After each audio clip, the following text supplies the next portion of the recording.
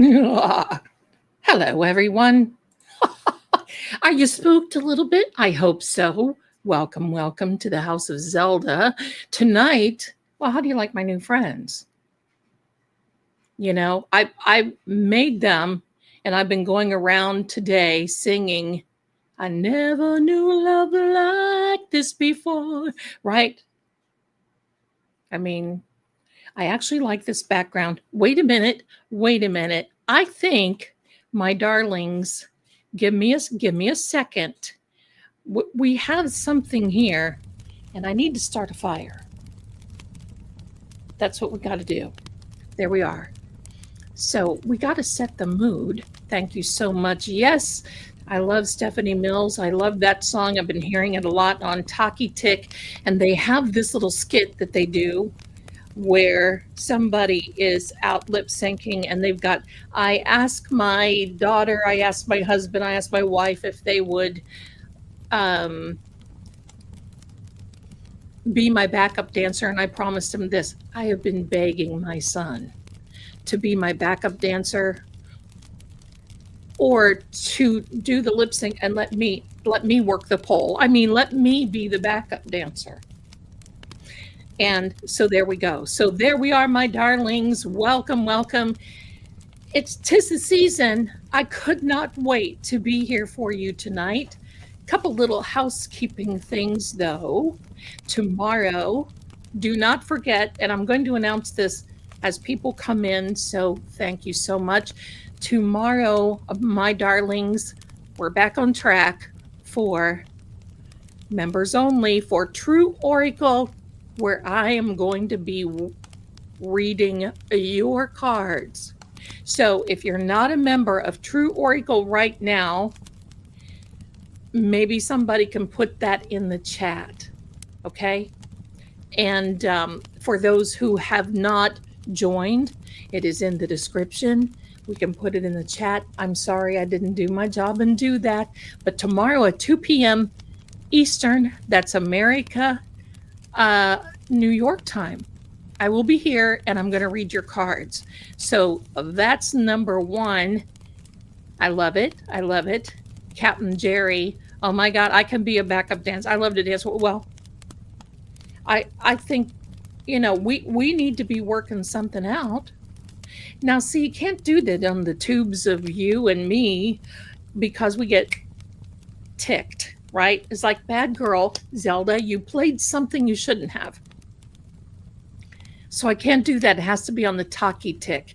And I can't even play it for you because if I play my content on the Talkie Tick, and I'm not active over there, but every now and then I like to dance around. So there we go. So anyway, thank you so much for being here. Another little thing I want to announce tonight, we have another giveaway. And for those of you who have won a 1 month, I almost said prescription. No, it's not that. A 1 month subscription to Beacon TV for all the paranormal content and true paranormal investigations. Hold on. We cheering. Here comes cheering.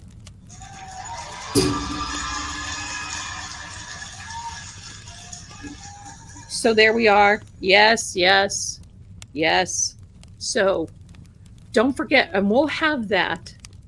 We will have that. Thanks, Kelly. We will have that later on in the show. A couple of things now. Let me see. I have to write everything down these days. Pardon me. Okay.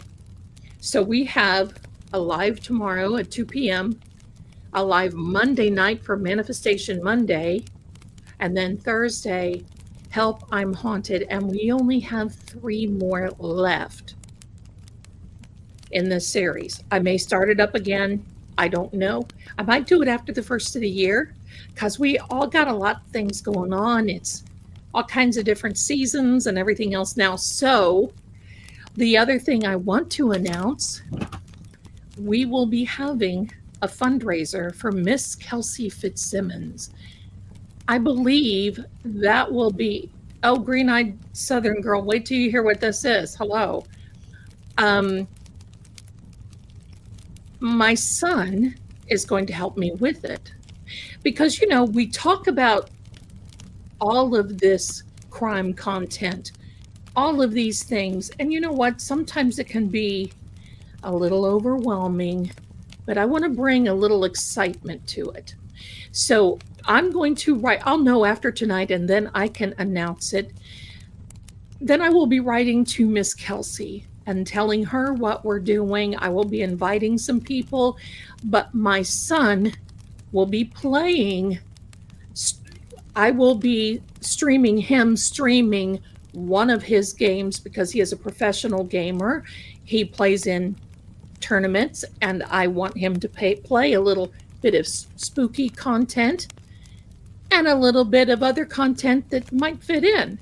So he will be playing the remake of Resident Evil 4. And for those of you who do not know, it is a police officer fighting evil and fighting crime. And that's what we're here about. So, and then as we go through the game and all these monsters and zombies, we can give them names. Like, and let my son fight them off. Here's the cool thing, and I think I'm a big shot sometimes with, and I said, oh, well, too bad you can't use my memory card because I have unlimited AR. And he's like, no, Mom, I'm probably just going to fight on hard mode and go through with a knife. Can't beat that. I don't know what he's going to do, but that's going to be fun. And for those of you who have not seen gaming, it's just going to be like we're watching a little movie, only it is Debbie, he does play that crime scene cleaner. He's paid that a couple times, but I don't know what he's doing in the tournaments right now, but Marbles, I think, is one. But we want to stay in for, so it's going to be zombies and monsters. Won't be scary. It looks kind of like a cartoon, something like that. So there we are. So I will be announcing that. And then I'm going to write to Miss Kelsey, and I hope she gets it in time. And I can mail that out on Monday because I'm going to the post office on Monday. So I think that'll be a lot of fun. The other thing I wanted to say is I noticed while this intro was going that many of you kindly said that you like this and you like the music and all of these things. I got to tell you, I make all my music and I make all my art. I designed this, I made this, I make my music, I put it in here. There are third-party companies that go into live streams who play intros and music and all this other stuff. And even if you buy it, even if you have a license, they will go in and tick you. And the last 3-4 times we've been live, even my own intro, Seeing Crime, I bought the music rights from a producer. And they come in, they're just little like, because they attack your live stream. Many people don't talk about that, but it's like and I've been through it. Mrs. Marie will tell you, they'll go after both channels. They will go after this and that and the other thing. And they'll just put a copyright strike right on you, and it says share revenue. Well, I'm sorry. Can I say, oh, there's my sweetheart. Look at there. Hi, Nan. Hi, Nan. Listen, if you would like to come in and talk with us while we're having the trivia, you're more than welcome to, my darling, because we all love to see you. We all love you. There's our Nan, everyone. So just let me know. And if you would like to, just let me know in the chat and I'll send you a link on the Twix DM, okay? So let me tell you this about these. You talk about Thank you. You're so kind. I would be happy to see your lovely face, my darling. So if you want a link, let us know. Come on in, join the fun. And if you can't, that's okay too. We just love having you here. We love it. We love you. So there you go, my friend. And we can talk about ghouly things and all kinds of everything. So back to the, you talk about grifters. It's the grifters that come in and they attack your stream right away. And then it's like revenue sharing. Well, pardon me for saying this.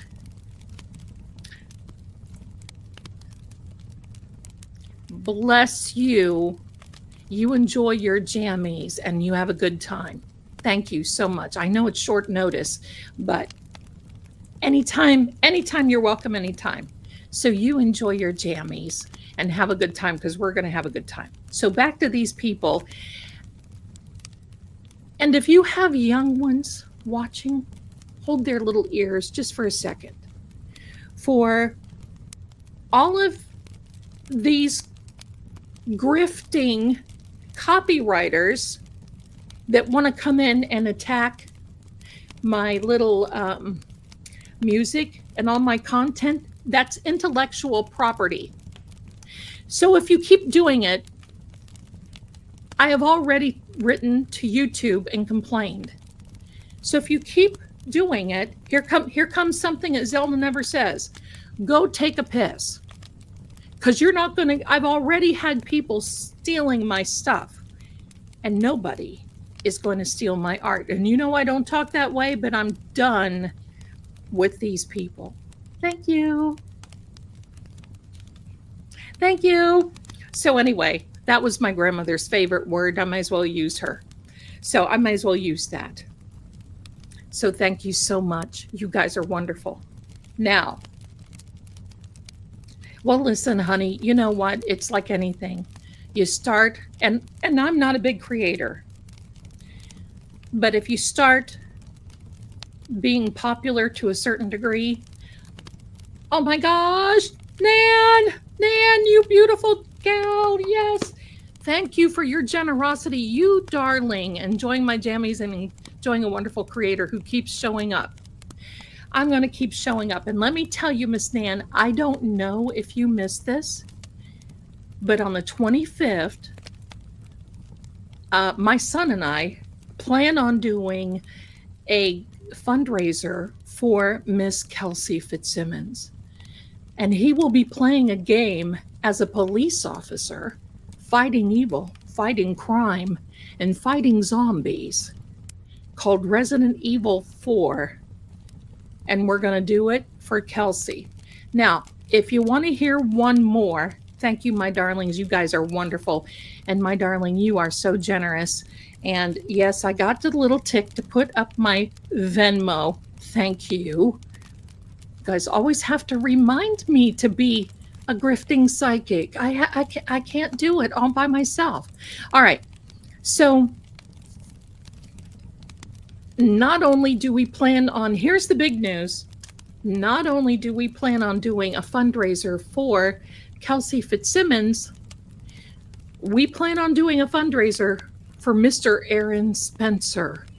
And for those of you who do not know who Aaron Spencer is, he took care of a man who had been taking advantage of his young daughter.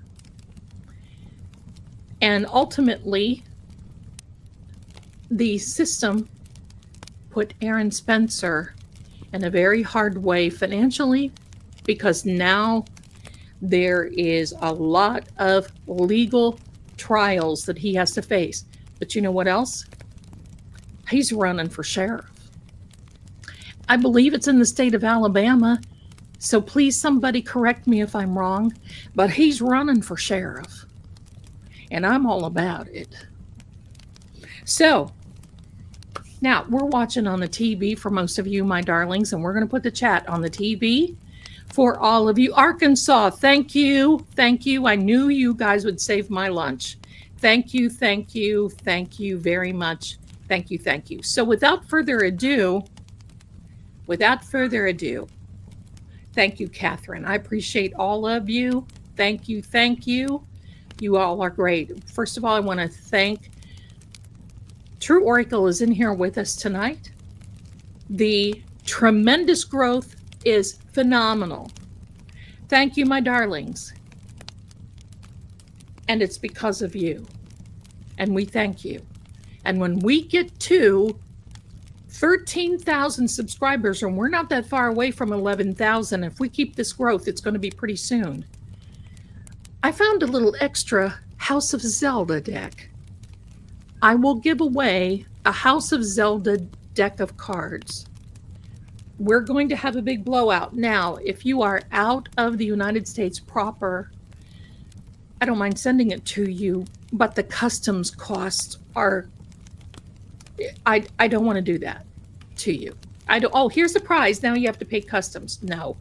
What I will do is give you a big video reading with me and maybe a moon phase reading, and we'll just do all kinds of goodies, okay?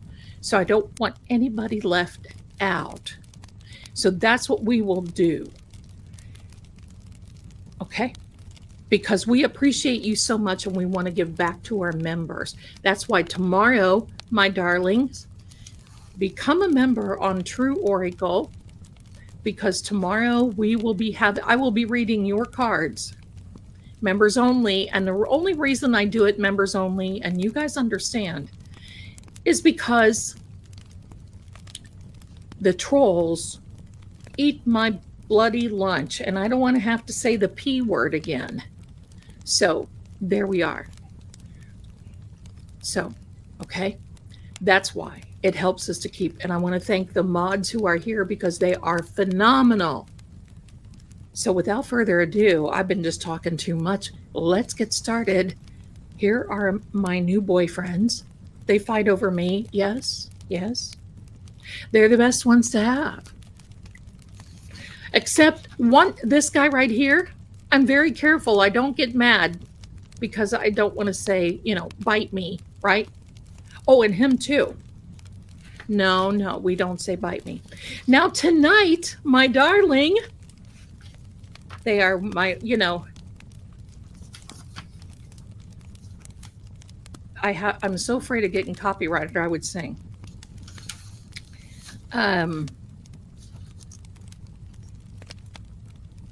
Let's get started. The trivia, my darlings. He does need a shave.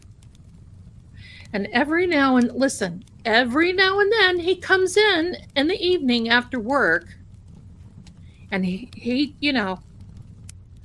has to stay out in the garage because it just doesn't. He knows it though. All right. And then Frankie, he gets so upset, and I have to look at him and say, Frank, pull yourself together. All right, enough is enough. Let's get started. Now, tonight's trivia game is going to be on the old Universal type, old great movies. That's where it all started. Thank you. Hi, Nate, my darling. Hi. That's where it started. Dracula, Count Dracula, Frankenstein, and the Wolfman. Hold on, here it comes.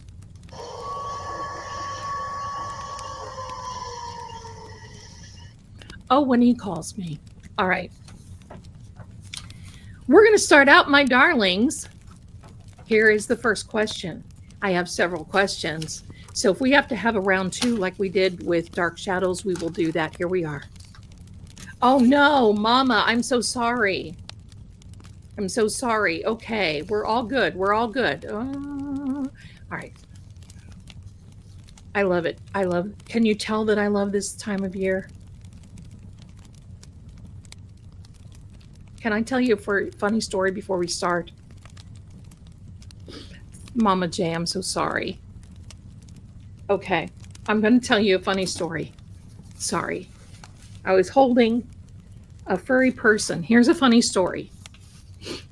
The last big house I got, I renovated. I'm one of these that when I look for a house, I look for square footage. Does anybody else do that? I do.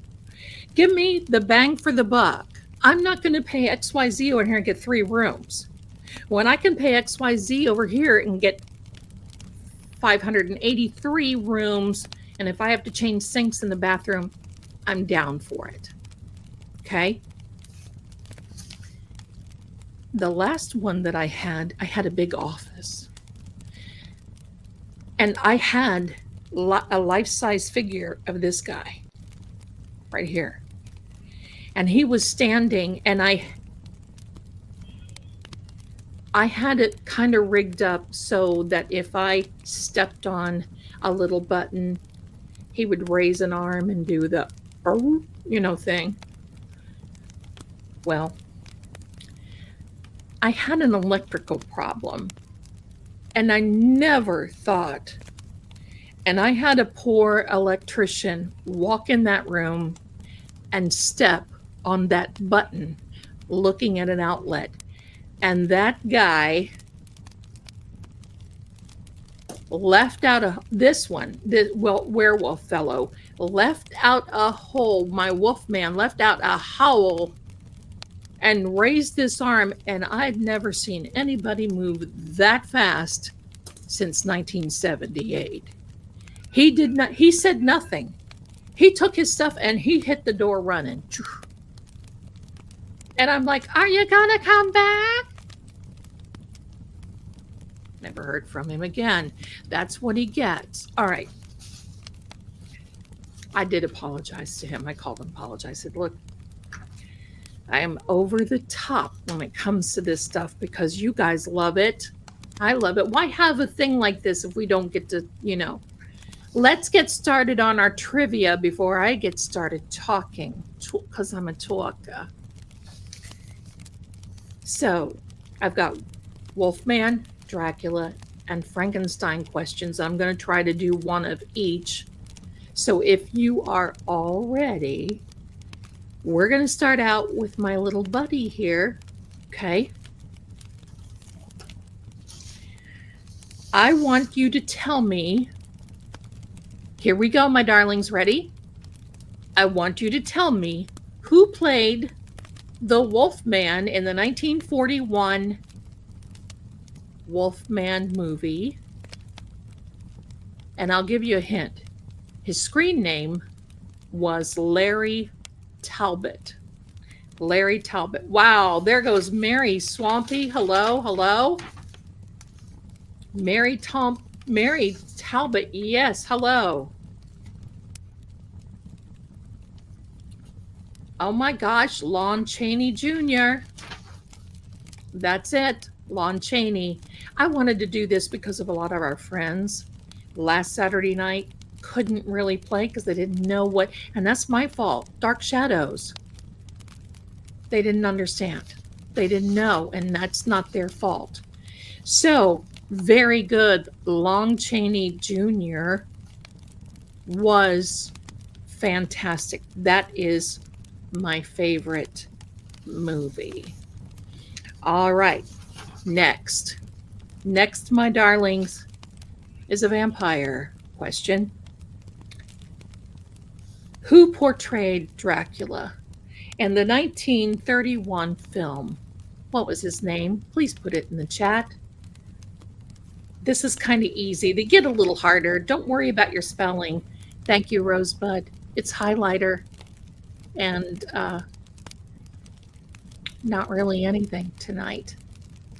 Who played? Yes. Green-Eyed Southern Girl is the first one who came in. These are a little easy. Dracula in the 1931 Bela Lugosi film.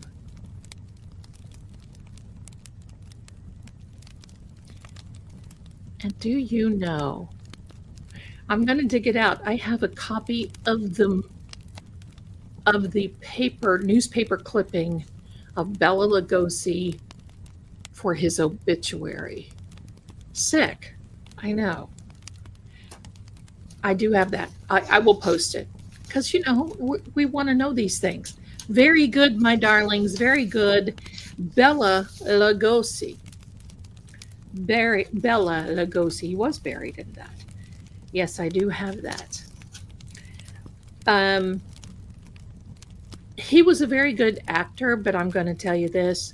After he played Dracula, that kind of ruined his career because, he got typecast. He got typecast. And that's how the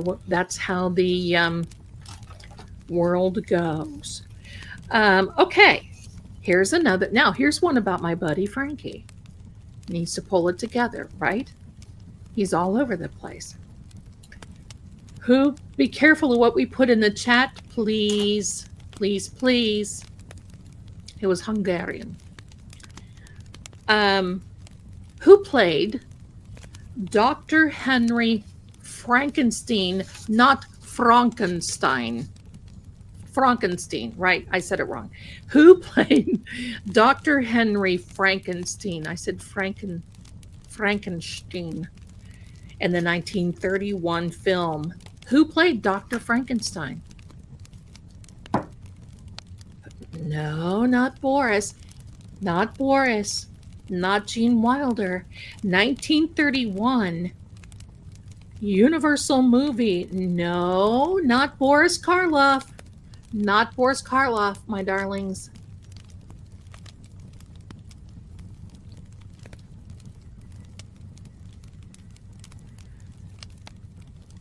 My lighting is very different tonight. You know what I think it is, my darlings? The lighting reflects off what I wear, and it reflects off my screen.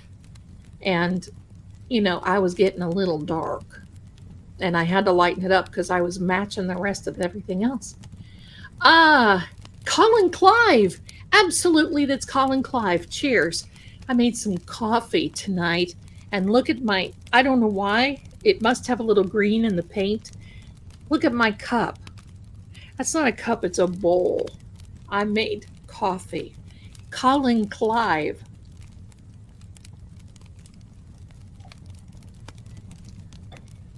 Thank you, and I will be reading your super chats and new members. And there's something that I can give away. Thank you, my darlings. I got it from a pharmacy. There's something I can give away, memberships, but they won't let my channel yet. So I think that I don't know what it is. Anyway, very good, my darlings. Now, here's a little trick question. What is his name? Because most people think that his name is Frankenstein.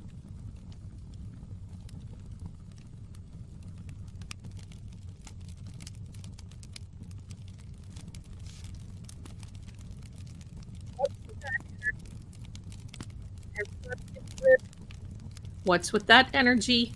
Hello. We're good. That's right. The swiper, no swiping. That's right. The monster. Sometimes it just goes like that. I don't know. Energy here. The monster. That's right. Frankenstein's monster. Very good. Has anyone in the chat, and I want you to put a number 1, has anyone in the chat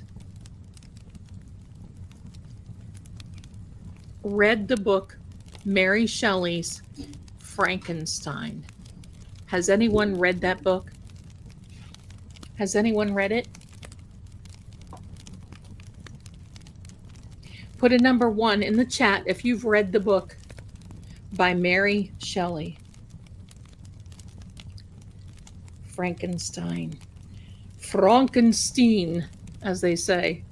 Frankenstein. Yes.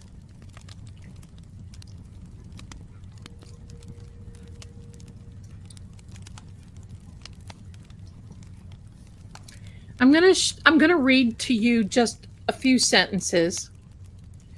When I read this book again, and sorry, it's on my Kindle. I like paper books, but this is the mind of Mary Shelley.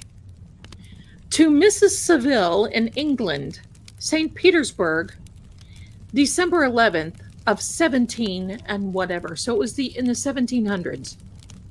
Listen to this. You will rejoice to hear that no disaster has accompanied the commencement of an enterprise which you have regarded with such evil forebodings. Oh, I read that wrong. That you have regarded with such evil forebodings. I arrived here yesterday, and my first task is to assure my dear sister of my welfare and increasing confidence in the success of my undertaking. Listen, you had me at you will rejoice to hear. If you haven't read it, you can actually get a free copy on Kindle. Read these classics because they literally transport you back into time, and it is literally so wonderful. All right, my darlings, here we go. Next question. Next question. Here we are. This is about my little furry friend. What object is said to be the only weapon that can ever unalive one of these guys? This is easy. This is easy. This is easy. Thank you, Boda Bob. This is easy.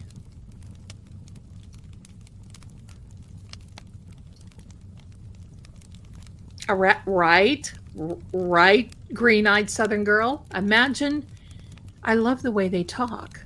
All the thithers and a silver bullet.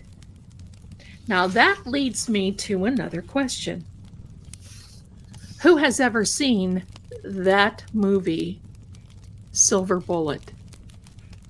Have you seen the movie Silver Bullet? Put a 1 in the chat. Needs more K-Bell. My mom is obsessed with Kindle to move on to technical age when it comes to hundreds of books everywhere. You know what? I get it. I don't have all my books here with me, but I have over 500 titles in my... Do not take my reading from me, because while most people sit and they go through social media mindlessly, if I'm not asking my chat if Jesus ever ate a grilled cheese sandwich, I'm reading a book. That is a silver bullet. That was a wonderful movie. Wonderful movie. Thank you. Thank you. Here we go. Now this little guy, don't get near him. He bites. According to, oh wait. No, we did him. What object? Are you ready? That's right, Sam. Nothing like the classics. What object is placed around one's neck for protection against vampires? It's okay, Lily. It's okay. I wasn't a reader until later in my life, and it's like, oh, you know, you guys have got some great answers. Garlic, a cross or a crucifix, iron, you know, that would be me. I love it. I love it. The proper answer is a crucifix, but I believe any old thing will do. Garlic. But you know, when I have my little podcast, and that's coming very soon, I'll let you know, with my friend who was really a real vampire, garlic doesn't faze them. Crucifix doesn't faze them. They were actually around at the time of Christ. There are other things. So that's fun. You guys are up on your oh yeah, Salem's Lot. And that's a free one on Tubi now. I like Salem's Lot. All right, here we go. James Mason was very good in that movie. Here we are. I call him Frankie who wants to be called a monster? We don't want to hurt his feelings. Who played the monster in that same movie? Who played Frankie in the same movie? Who played Frankie in the 1931 film, Universal film? Keep going. Boris Karloff. Boris Karloff. Bingo. Who played Frankenstein? Frankenstein was played by Colin Clive, but Boris Karloff.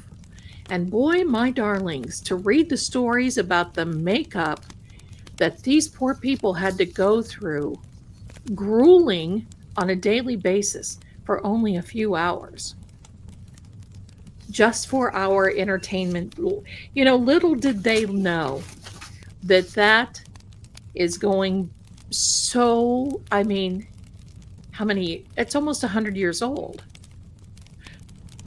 Almost as old as I am. All right, here we are. Next question. They might get a little harder, and I think I might be adding some in there as well. Now this is tricky. This is for my buddy right here, Fluffy. According to the movie's poem, well, I love that you're here, Love a Scorpio. According to the movie's poem, what blooms when the wolfbane blooms? I'm going to say that again. According to the movie's poem, what blooms when the wolfbane blooms?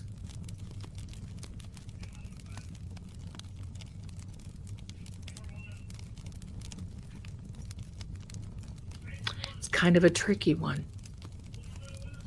Oh, you guys are so good. But keep going. And then I'm going to recite the poem to you because this is important things.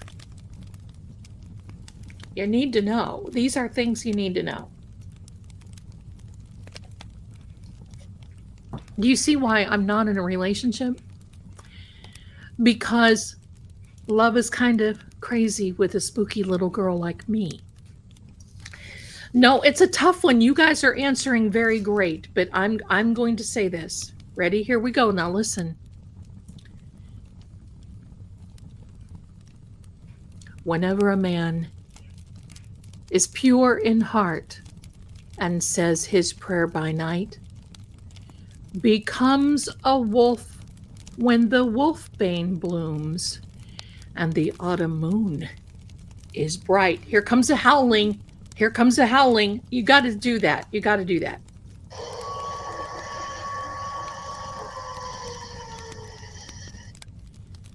So when the wolf is near, I'm going to give you the answer. The wolfman is near, the wolfbane blooms. It's like, that was kind of tough. But still good. The werewolf. That's right. My darlings. I could literally haunt my own house. All right. Next up, look at this little sweetheart. He's getting a question again. Here we are. Name the actor who played Dracula's son and the son of Dracula in 1943.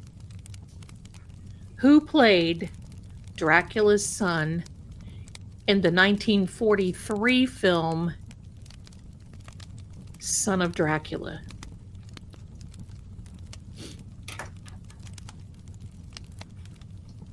These are kind of tough. If you've not seen them for a while, I haven't seen Son of Dracula in a long time, but you all know him. Half right, Mitchell. Half right. Who was the actor who played It's Lon Chaney Jr. Very good. Very good. You guys are great. And I know you have Google on standby. I would too. There's no such thing as cheating. There's everything about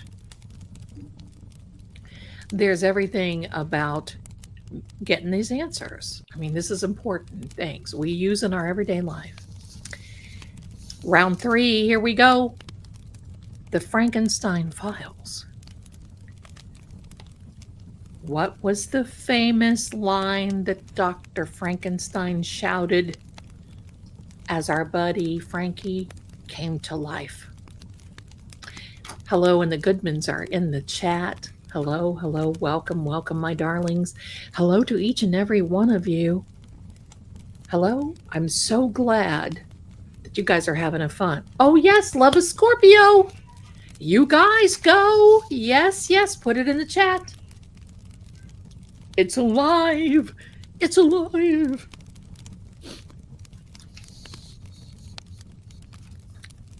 Yes, yes. Oh, I love this. I love it. Thank you. You guys are great. Hi, Misbehaving. It's okay, darling. Come on in. Come on in. Mrs. Bouquet is here. Thank you so much, my darlings. That's good. All right, let me mark this. I have to mark them off because back to the werewolf within. What was... See, they're going to get a little deeper now, my darlings, okay? Oh, I love Young Frankenstein. It's one of my favorite movies. Especially when they say Mrs. Who was Mrs. Brooker? When the horses would... right? Hello, that was great. Here we go.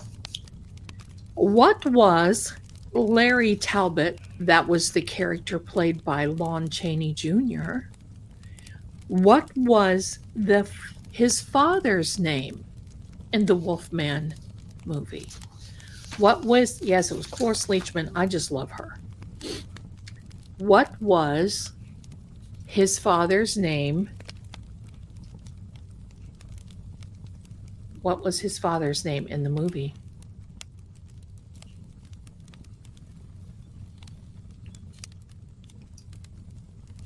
Who got... I'm Gumby. Dang it. Yes. Yes, you guys are wonderful. Now, Sir John Talbot. Sir John Talbot. He was a sir. He was a sir. Very, very good. I'm glad you guys like this. Because you know what? We have to kind of take down this. Take a breath. You know what I mean? We got to take down that. Sometimes that stuff that happens. Just got a Venmo in. Thank you so much for your generosity. I might read it here in a minute. I don't want to start fiddling with that. And next up, back to the Vampire Night. Which European country is most associated with Dracula's castle? That's right. Forget the world. Amen. What European country is most associated with Dracula's castle? Transylvania and modern-day Romania. Very good. You guys, listen. I would go out to be with you guys anytime to go in these places. Transylvania, Romania. I've got stories about the castle.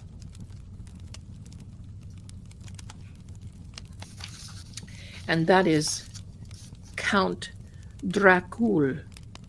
Not Dracula, Dracul. He was a bad dude. Some of the stuff he said, I can't even put on here. Some of the stuff he did. He had a hidden... He had... have you? There was another castle that he had. And he had a, I'll have to remember where it was. Vlad the Impaler, that's right, that's right.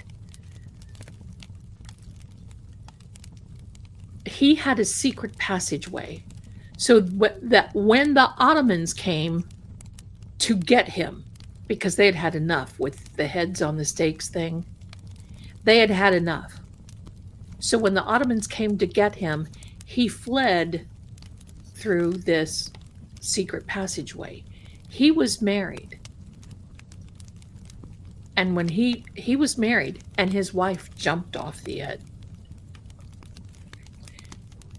They have, to this day, never found the secret passage.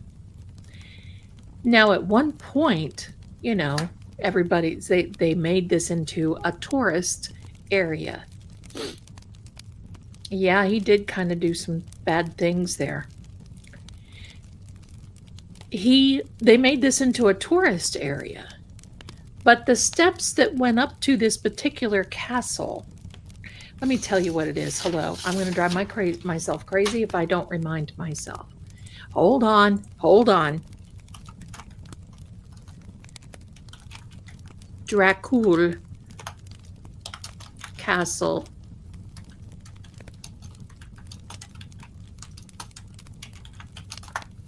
I'll tell you where it was. Bucharest. It was in Bucharest.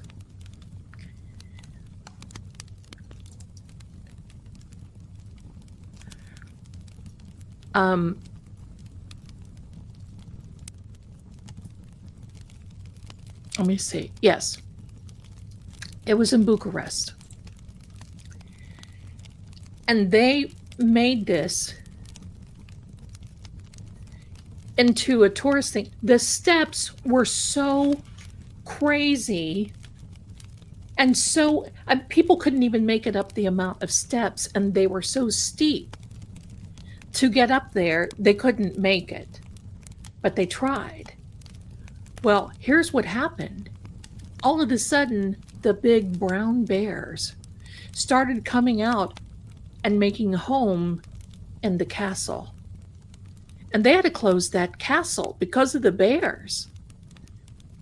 And they decided that they wanted to make a tram to go over those steps. Now, I don't know, but I just think that that's pretty interesting. That's the castle in Bucharest is where he had the secret passageway. And there's supposed to be some type of magnificent gem that is hidden, and there's wealth that is hidden in the passageway, so that he wasn't leaving without anything. And if you think Vlad was bad, there was a woman who made him look like he was Mickey Mouse. Someday we'll talk about that. Let's get back to the trivia. We'll get back to the trivia. All right, where did we go? Okay, back to the Frankenstein files. 1931 film about Frankenstein. Who was the director? Who was the director? I miss those serials. Who was the director of the 1931 Frankenstein? Cheers while you all are searching.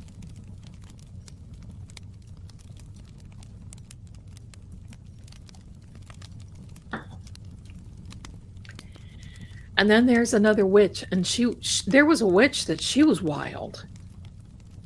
I'll tell you all about these. And did you see my little video about my family werewolf thing? It didn't get much views because it's not about crime, but it's that time of year, and I'm going to share these things.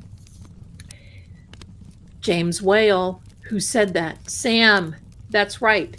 James Whale. Sherry D, very good, very good. I would have done my, that's right, Lily. You guys, the mind, can I tell you this? That was, Boda Bob, you're absolutely correct. And I believe that is Elizabeth.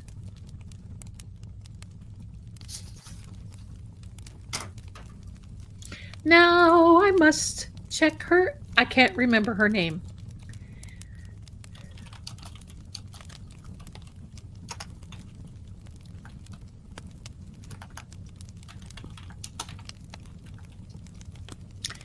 Elizabeth Bathory. Elizabeth was a countess in Hungary and lived she tortured and unalived hundreds of young women in the 16th and 17th centuries. And it was close to the time that when Dracula, she was a nut. Yes, Elizabeth Bathory of Hungary, she was the countess. Yes, exactly. Yes, oh. I have a playlist in my show, in my channel, about these people. Elizabeth Bathory, Dracula, werewolf. Anyway. Well, let's take a moment here. Zelda, I have to know what your favorite scary movie of all time. Well, what is your definition of a scary movie? Because I don't like the slasher. I don't like that. The Freddy and, Halloween and all that, Hellraiser, whatever. Those are not my... I'll have to think about it. Let me know. All right, let's get back to the questions. Green-eyed, and you let me know what type of scary movie. No gore for Zelda. I've seen too much. Now, I will let just something during this season, Zelda. Well, my favorite one is the Wolfman. And the reason being is because they have this old woman gypsy who looks in the palm of the hand and sees the mark of the werewolf. Whenever a man is pure in heart and says his prayer by night, becomes a wolf when the wolfbane blooms and the autumn moon is bright. All right, here we are. I like House on Haunted Hill with Vincent Price. All right, here we are, my darlings. Where did I leave off? Okay, back to the Werewolf Within. The old Universal movies and Hammer. Now, I like the Hammer movies, and my favorite actor is Peter Cushing. Peter Cushing. All right. Oh, Green-Eyed Southern, I love it. I love it. All right, back to the questions, or we'll just get lost. This is for my furry friend. He smells like a dog every time he comes home from work. I don't understand. Which 1943 film, now this is, here we go. Which 1943 film pitted the Wolfman against Dracula for the first time ever on screen? 1943. Kind of like Who's Buried in Crans's Tomb. What film pitted the Wolfman against? I don't know if this is, did I not write that down right? The Wolfman against this guy. 1943.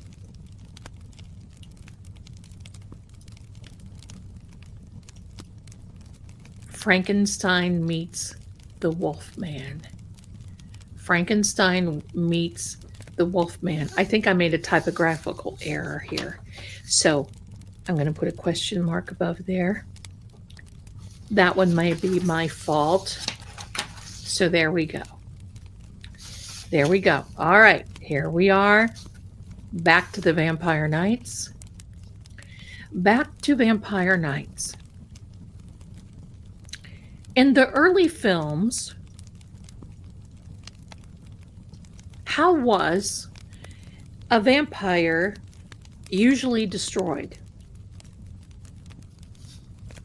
In the early films,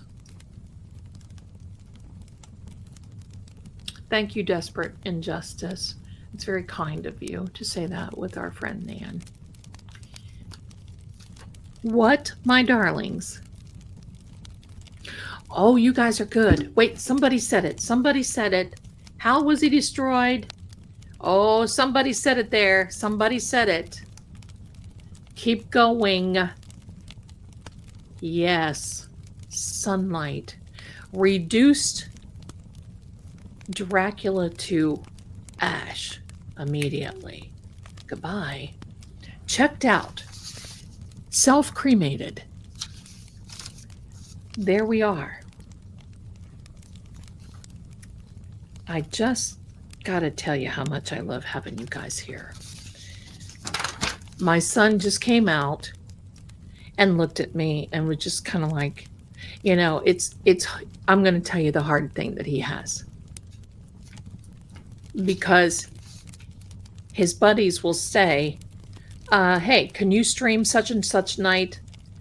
And he'll say, no, my mom is streaming that night. And it's like shocking to them. Your mom streams? Yeah. And then somebody else will say, is Zelda your mom? Yeah. Oh my gosh. Well, I know her. My mom watches her, you know, and it goes through all this.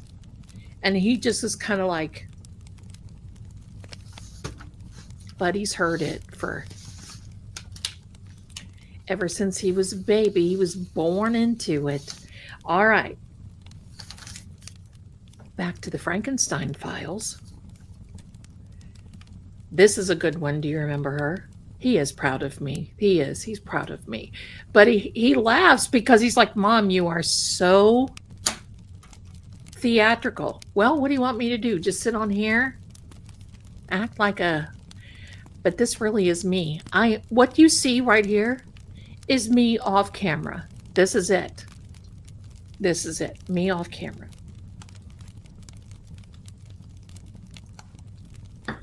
Me off camera. Next question. Now you guys are going to like this one.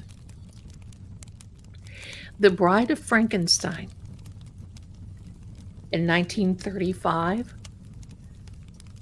I watched that again for the first, it was on Tubi, I think. I was amazed at how good that was. Who played the bride? What was the name of the actress? Hi there, Detective 1111. I love that. Thank you, thank you. Thanks, welcome. Glad you're here. I'm not a drama queen. I'm just theatrical. He does, Sherry D, he does. And you're going to see when he comes on, he's going to do his imitation of Christopher Walken. I am a Pisces. I'm a March Pisces, born March 15th on the Ides of March. And when I was a little girl, I knew more about Caesar being unalived by his Senate than my teachers, because my grandmother and, you know, we always kind of talked about that.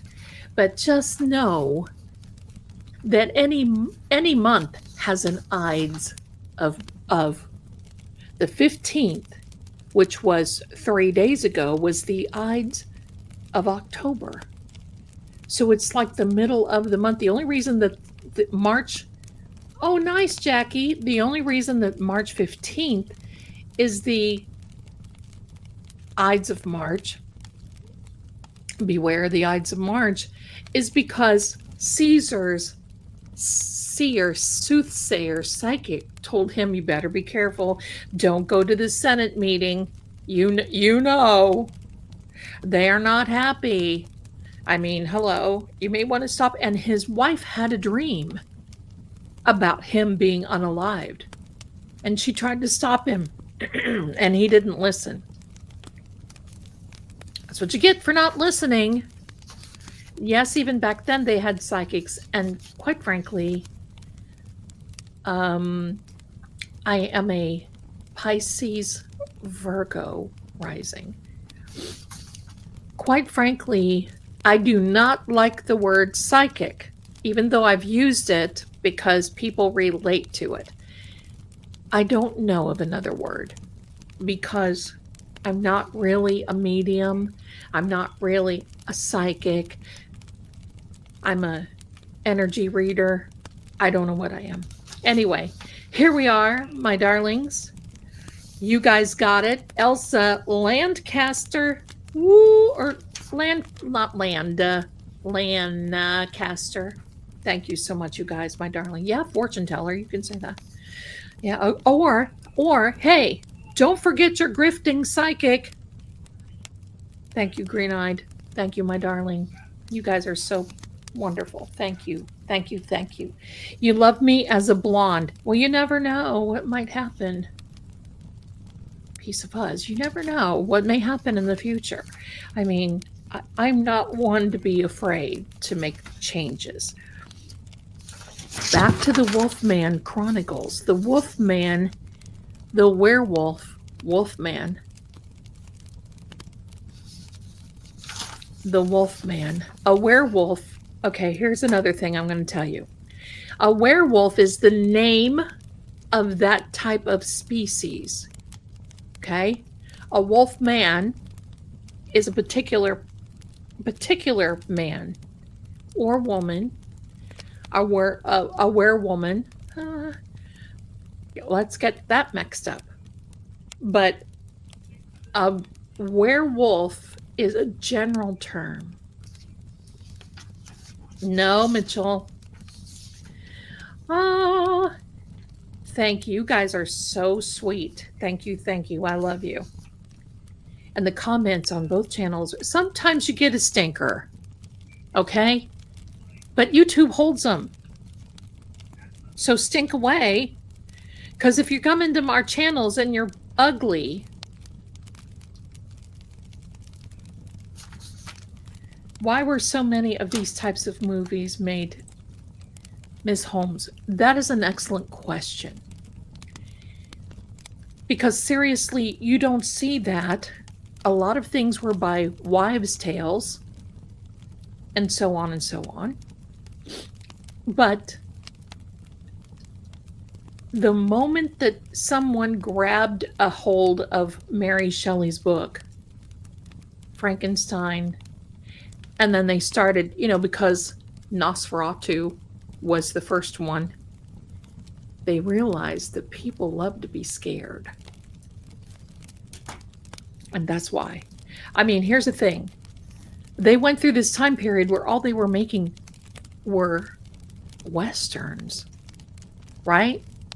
Or they were making those gay divorcee type movies with Ginger Rogers, and that's the name of the movie. Don't get upset. Ginger Rogers and Fred Astaire. So it's kind of like the audiences kind of got tired, and they or gangster movies, that film noir, which I love. Listen, if I would have been back in those days, I probably would have had words with Lauren Bacall. Betty Bacall was her name. I would have fought for Humphrey Bogart, but he was a little guy. He wasn't very big. Humphrey Bogart, born on Christmas Day, just like my son. All right, here we are. Can't answer that kind of thing on here, Sylvia's daughter, but I appreciate it. Next question. Where are we? Where did we leave off? Werewolf. Back to the werewolf within. Here we are. We're getting kind of deep now. What was the name of the makeup artist that created the iconic look of my boyfriend over here, hiding behind curtain number 1? What was the name of the makeup artist? And he worked for Universal Studios only. Only. Not a trick question, but I know you're hitting the Googles right now. So the name of the makeup artist. I love the gangster movie. I love that area and era. For years, I wore my hair like that 1940s thing. Dressed kind of like it. Wore the makeup like it. Red lip, very, the whole idea.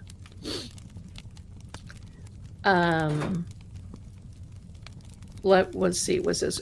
No, it wasn't Rick Baker. Yes, Jack Pierce. It was Jack Pierce. Boy, that coffee gave me heartburn. I guess that's why I don't drink it often. Jack Pierce. Oh, Linda, you lucky girl. My grandparents knew Humphrey Bogart and Lauren Bacall. My grandfather did not like Lauren Bacall. He said she's cussed like a sailor. We don't know why. All right. Next up is Vampire by Night. Hi there, Bad to the Bone. Welcome. Come on in for those of you. And for those of you who are coming in, please do me time out here. Give me a bump. Bump the like button. You know what the bump means if you watch the Donna Adelson case. The bump. Okay. The bump, and subscribe. Share it with your buddies. Thank you. And for those of you, I want you to know this. For those of you who hype our videos on True Oracle in here, I don't know what that's all about, but it does help this get pushed out into the algorithm. And it's so nice that you do that. And for those of you, because many of you have written to me and said, you know what, gosh, Zelda, my PayPal doesn't work. I just feel so horrible. And this doesn't work. It's okay. If you really do want to donate, here's how you donate without donating. Just watch one of the ads from start to finish. Don't skip. Just watch one of the ads from start to finish. You would be amazed how that helps, because we get off ad revenue. Here we go. There's an explanation by my captain, and this is why I have her. If you hype out the video, it tells YouTube to push it out further, so it helps push Lady Zelda's videos out there. I hate her videos. You might hate them. 3 times a week, and the best part, it's free. Yes. I love it. Thank you so much. Thank you so much, Captain. Thank you so much, Captain. And I know you hit. Well, that's okay if you have YouTube Premium, because guess what? If you like it and you have YouTube Premium, I get a little, just a little bit of something. But because that's okay. It's okay. No worries. Thank you. Captain Jerry says she hypes them. She doesn't hate them. Thank you for the correction. But we knew what you were saying. So there you go. Okay, so back to the vampire. Okay, now this is going to be something. What word is spoken by Van Helsing? Now we're getting deep. Van Helsing has entered the chat. Van Helsing. Van Helsing, what word is spoken by Van Helsing as he drives the stake into Dracula in the 1931 film? Oh, that might be a little hard. And a video, Boda Bob says, let me put that up here. Thank you, my darling. Boda Bob says a video can only be hyped 3 times. The first 3 to hype the video, push it out. Thank you. Thank you, thank you. Beverly Sills, aka Bubble. I don't know. No. Keep going. Keep going. Van Helsing, he actually yells the word. He doesn't speak it. He yells the word as he drives the stake into Dracula. Ooh. Oh, wait, that's the wrong Dracula. That was Dark Shadows. Ooh. Okay. No, he doesn't say "doy." Doesn't say "oi." No. It's one syllable, and it's not no. Keep going. Keep going. Fishies. I thought it was no. Not rest in peace. We'll give you a minute here. Van Helsing says this in the 1931 film as he drives the stake in. I love Dark Shadows. We're going to have a part 2 of Dark Shadows. We may have to do some of these sort of things into November too. I know it's a Thanksgiving thing, but I'm just thankful that I have you guys. Okay, here we go. Ready? Ready? Here. Ready? No. No. As in, take that, you scoundrel. Now. Now is the word.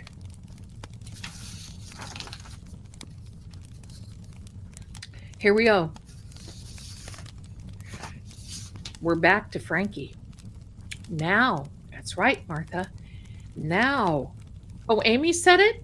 Oh, I didn't even see it. Amy, you are wonderful. Thank you. Thank you. Thank you. Next up, Frankie. What feature was added to the bride's hair to evoke lightning during the Bride of Frankenstein? What feature was added to her hair?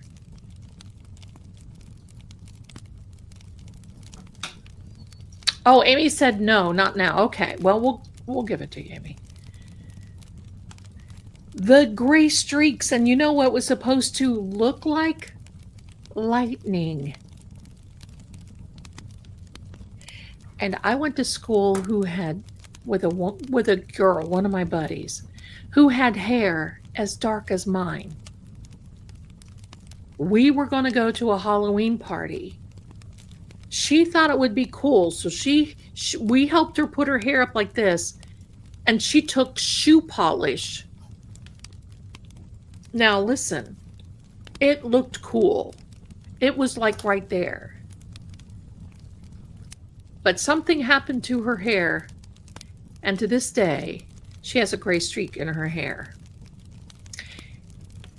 It washed out, but she has a gray streak now. So you know what she did? She just let it all go gray. I won't allow my hair to go gray. Not yet. Maybe when I'm 125, but not now. So yeah, she kind of regretted that to a certain degree, but I mean, why not have a cool friend who, you know, a trendsetter, right? But I mean, hello, my darlings, this was a time they did not have that type of makeup and hair stuff, so we had to get creative back in the day. So but no, I'm not going to have gray hair. They always tell you the older that you get, the more you have to lighten up. I do not know who said that, but I kind of like my hair dark, and I will wear my dark hair. until probably my grifting days are over and then some. Here we go, my darlings. We had to get creative back in the day. Oh, look, somebody's coming to visit. It's the Mrs. Huffington. I've called her Mrs. Huffington all day because she's huffed. She's a huffer. And she's been sneezing, so please do not sneeze on Mama today. Let's go to the next question, my darlings. Back to Frankie. What feature? Okay, no, I said that.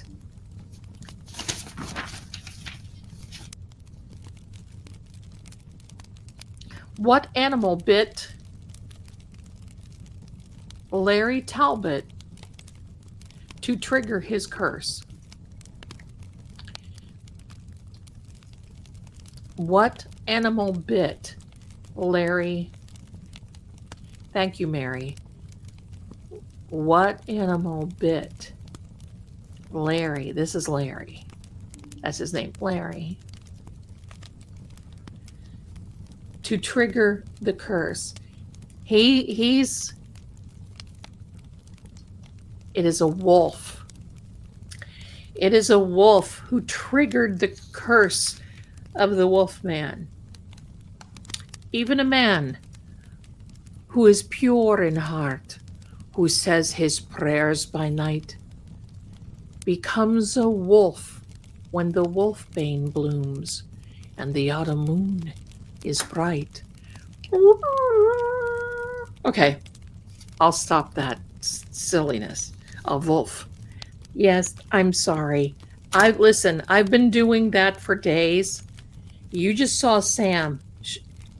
If you want to laugh, rewind it and watch her when I do that werewolf thing. Because her and Petey, sorry, sister. Oh, okay. All right. Her and Petey, I can do the howl for you. Would you like me to do the howl? It's kind of loud, but I'll do the howl. Sister, we need to give her medicine because sometimes she's got chronic sinusitis. So that's the thing.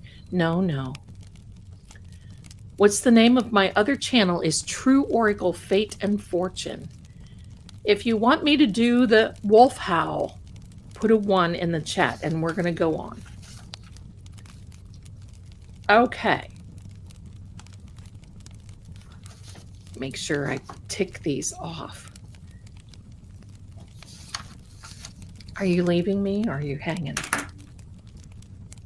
We'll get back when we get back to the werewolf within. I'll do the wolf howl. Here we are. All right.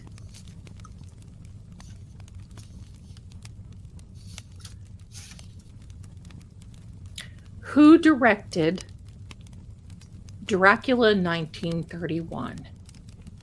Who directed Dracula 1931?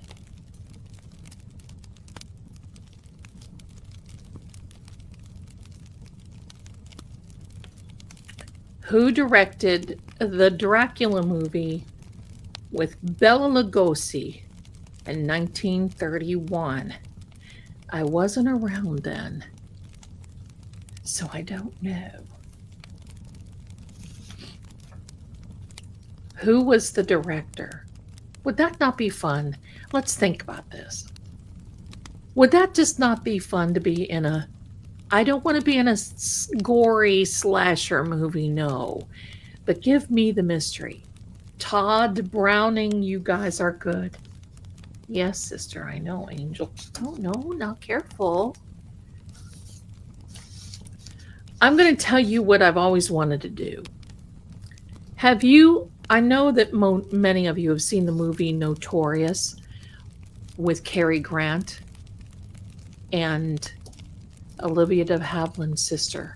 Her name escapes me. And they were sitting in they went to this dining room. And they were sitting around this table by candlelight. And they were talking about crime.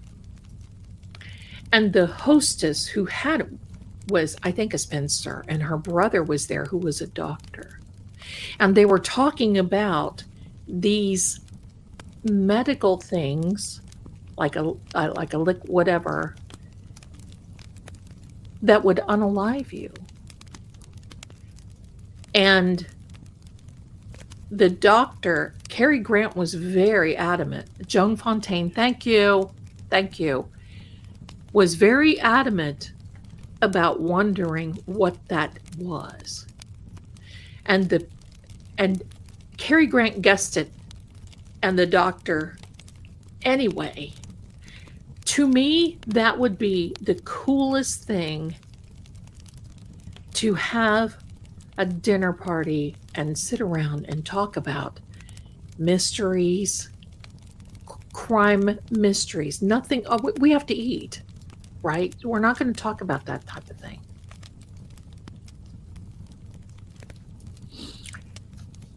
Never know, I might have one and film it. All right, here we go. Now we're back to Frankenstein. Which film did Basil Rathbone appear as the scientist's son? Which film did Basil Rathbone show up as Frankenstein's son?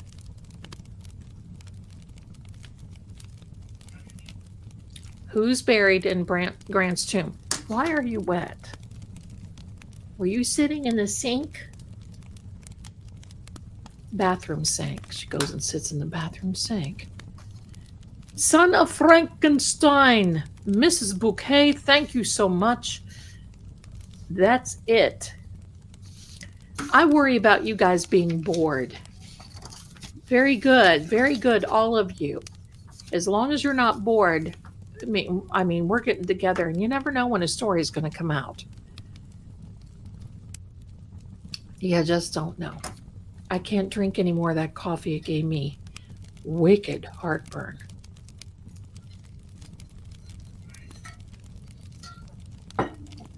Good. I'm so glad, because I'm going to tell you something. I get overwhelmed sometimes with all this crime stuff, all these hurtful, sad stories, all this stuff.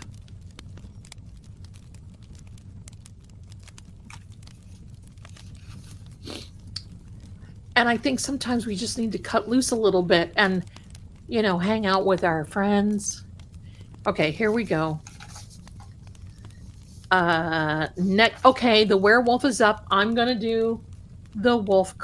My son will come out of his room, I can tell you that. Which country? Now this is the Wolfman. Which country's folk tales gave rise to the term I can't say it. Lycanthropy is what it looks like. Like I can't say that word. I've never been able to. Lycanthropy. You know what I mean. It is lycanthropy is how it is. Which country? And I can break it down for you. Which country? Think about this now. You guys are close. Which country's folk tales?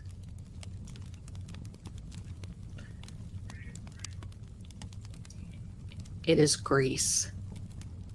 Martha, it is Greece. Lycanthropy is what it is. It's lycanthropy. But why have that name? Lycanthropy. Right? And the reason that I said Croatia, one of you mentioned Croatia. Do you know that Croatia has the largest amount? Sorry, here we go. Zelda. has the largest amount of vampires? I know many think Romania, Turkey, Transylvania. Well, it's Romania now. Croatia. Now, let's break this down. Lycanthropy. The first part of the word, are you leaving me, sister? Or no? Lycanthropy, that's right. Hello. That's why the men of Croatia are so handsome. Oh, look. That's it.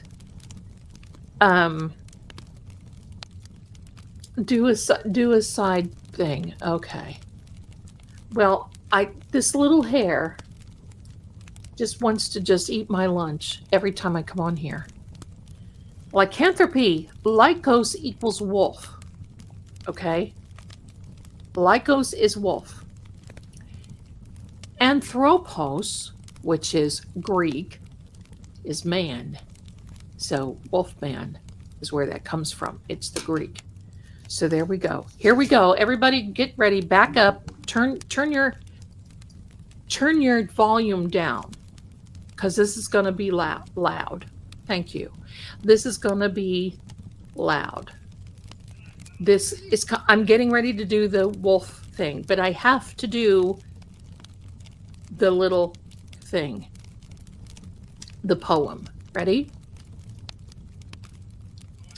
If ever a man is pure in heart and says his prayers by night, becomes a wolf when the wolfbane blooms and the autumn moon is bright. Ready?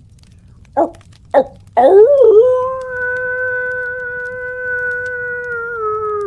Oh, oh. Yes, I'm sorry, my Sammy. There, see? You see what happens? And this time this time of year, Zelda walks around the house as a wolf. All right, there you go. You guys are so funny. Listen, the things I've learned.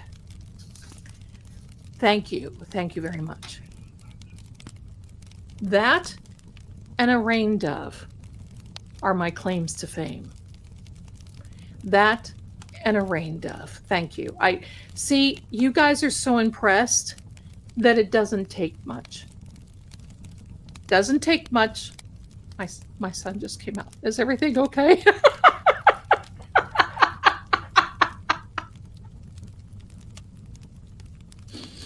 Sorry, everybody. Thank you, thank you. You saw Sam. She was like, "Mommy, no, not the wolf again, Mommy, no." You want to hear the rain dove? For those of you, this drives me crazy because I think my eyebrows are too light. Here is the rain dove, and then we get back to trivia. Got it? Are you saying we're easily amused? I hope so. I hope so. I hope so. Here we go, my darlings. Ready? Let me see if I can do it.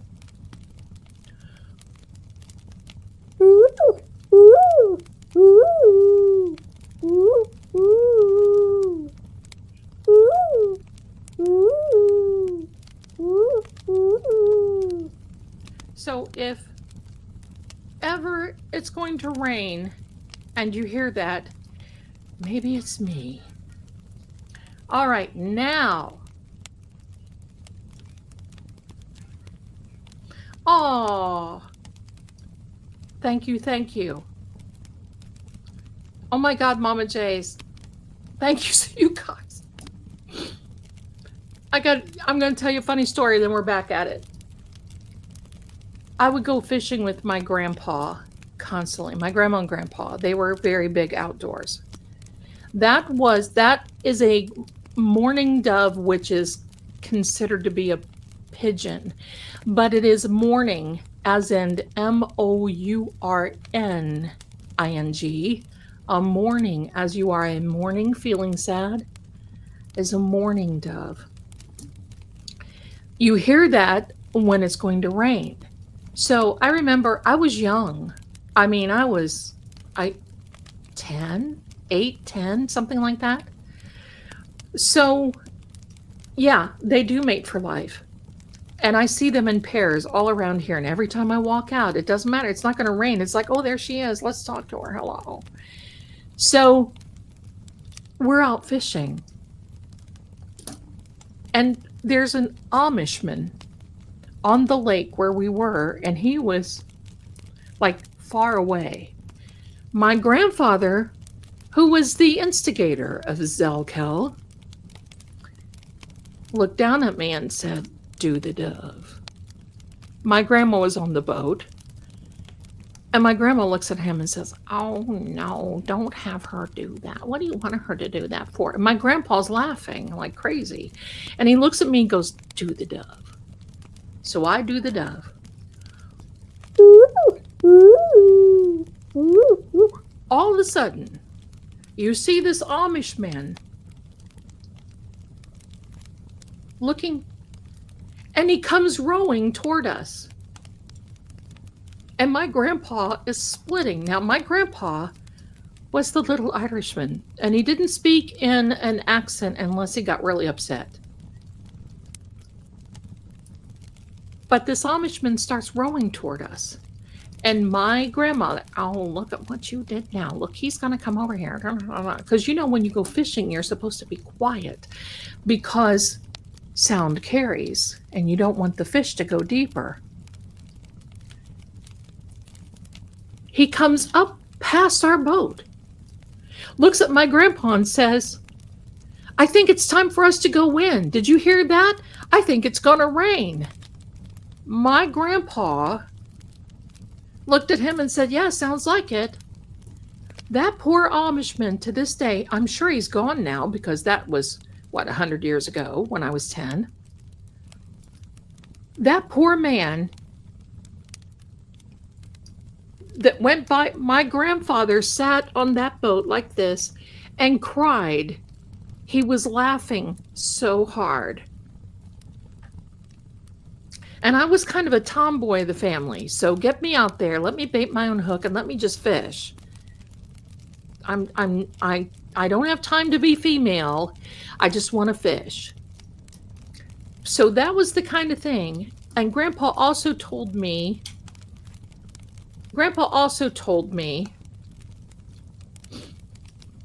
I don't know if he was a troll or not, but anyway, he looked like Lorne Green. You know, dun dun dun dun dun dun dun dun dun dun. Lorne Green, right? I made Grandpa's day awe. Well, Grandpa taught me that anytime you were in a crowd and you couldn't get through, look up.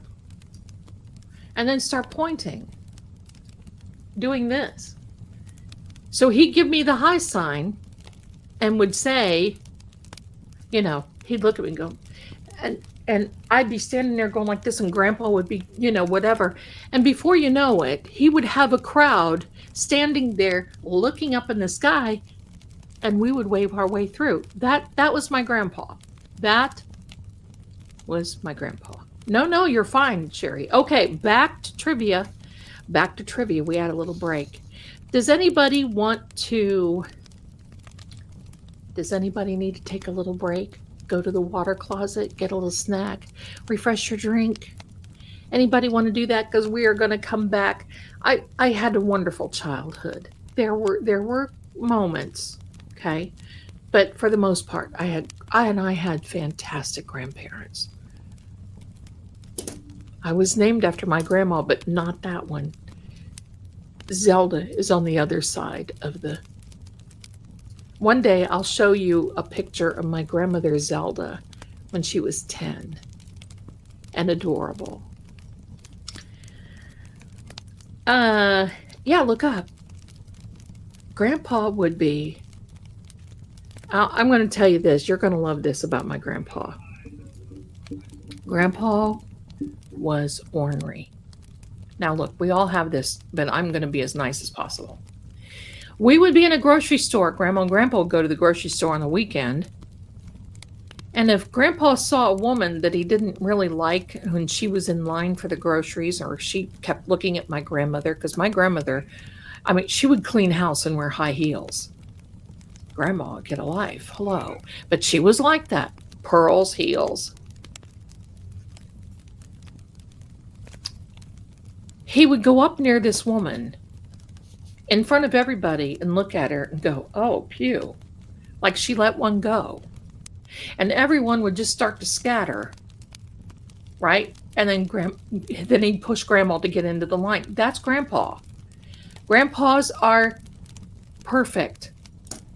So anyway, there we go. Now, there you all had a nice little breaky. Yeah, Grandpa was a stinker. Grandpa was hilarious. So, okay, my darlings, let's get back to it. So we got to catch up.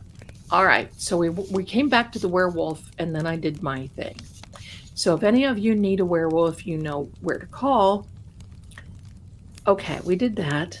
We're back to this. Now, we did this. Now we're back to Frankie. Are you coming or going, sister? Back to Frankie. Okay, my darlings, here's a good one. What was the name of the hunchback assistant in the first film of 1931 Universal? With Frankie. What was the... Hi there, Beatrice. Hi there, my darlings. Welcome, welcome. Everybody thinks it's Igor, but it wasn't Igor, something else. What was it? Mrs. Bouquet. Renfield. I did not like that movie. And I liked Nick Cage. Oh. All right. I need to write this down and tell you another little story when we get done. Nick Cage. Okay. Dwight Fry. Fritz. It was Fritz. It was Fritz. So very good, my darling. That was kind of tough. That one was kind of tough. It's Fritz. Fritz. Back to the werewolf. I love Nick. Now, I've been saying this. What botanical symbol was shown throughout the Wolfman to ward off evil? What botanical was shown in the movie Here with My Buddy to ward off evil?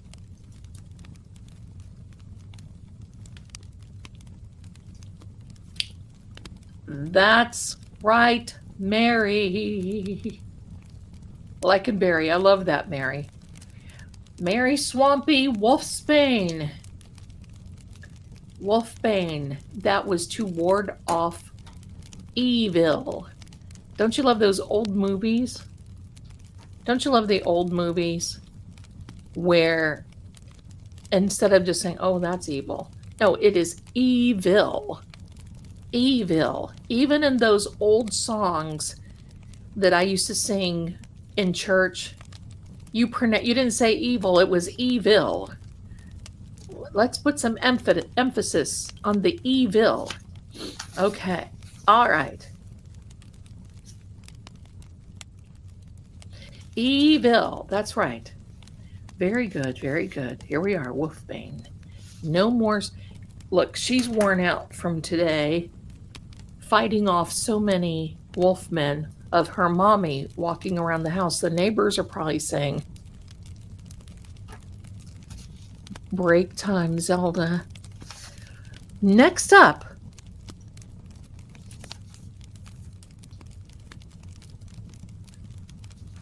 you guys are going to like this. What was the name of Dracula's assistant who ate insects? What was the name of Dracula's assistant who ate insects? Thank you so much, my darlings, for being here. I love you guys. Who ate insects?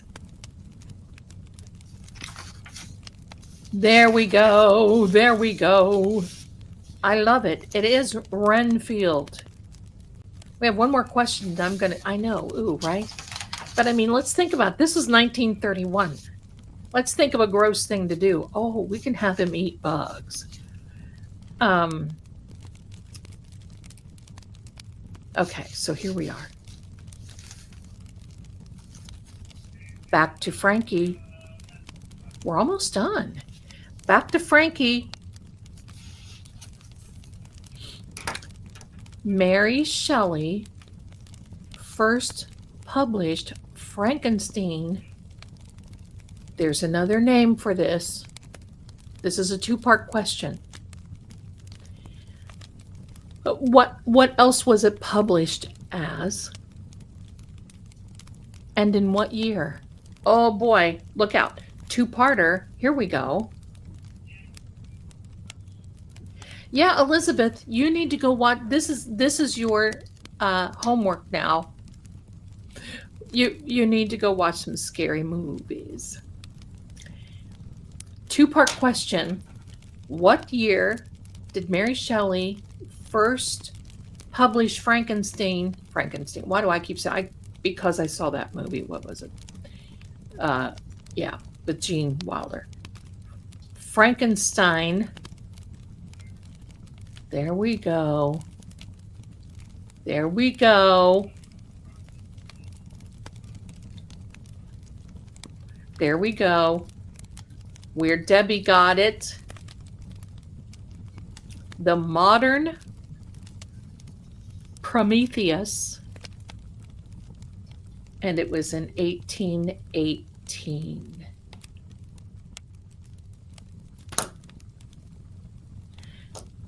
Mary Shelley had a very, very hard life.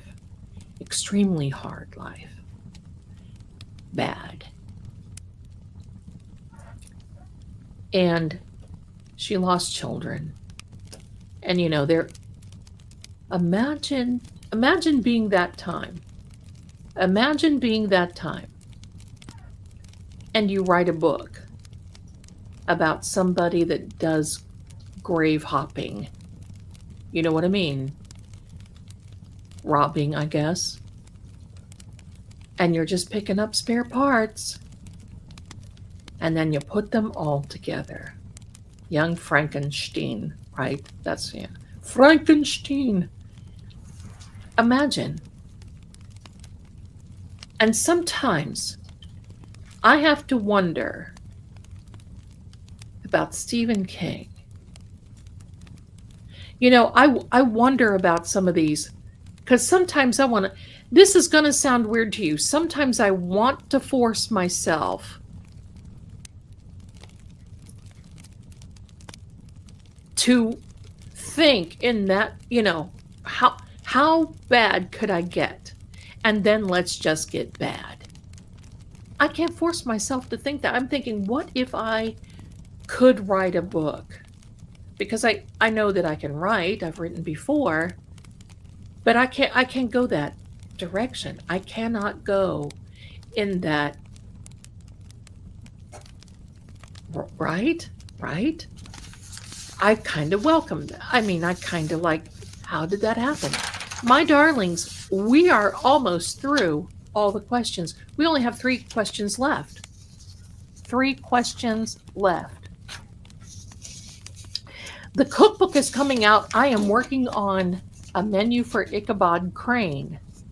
Ichabod Crane is in the next room working, but I will show you what I am making for our Halloween feast. It is a feast. I was going to say a fist or a feast for Ichabod Crane. And then in November, I'll be coming out with the cookeries. Yes, Emily, I love that. Thank you so much. Here's the last round for my buddy here. In what decade did Universal release its first film featuring a werewolf?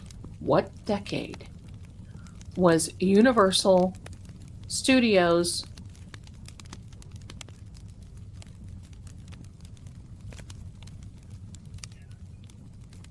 Linda, I love it. Thank you.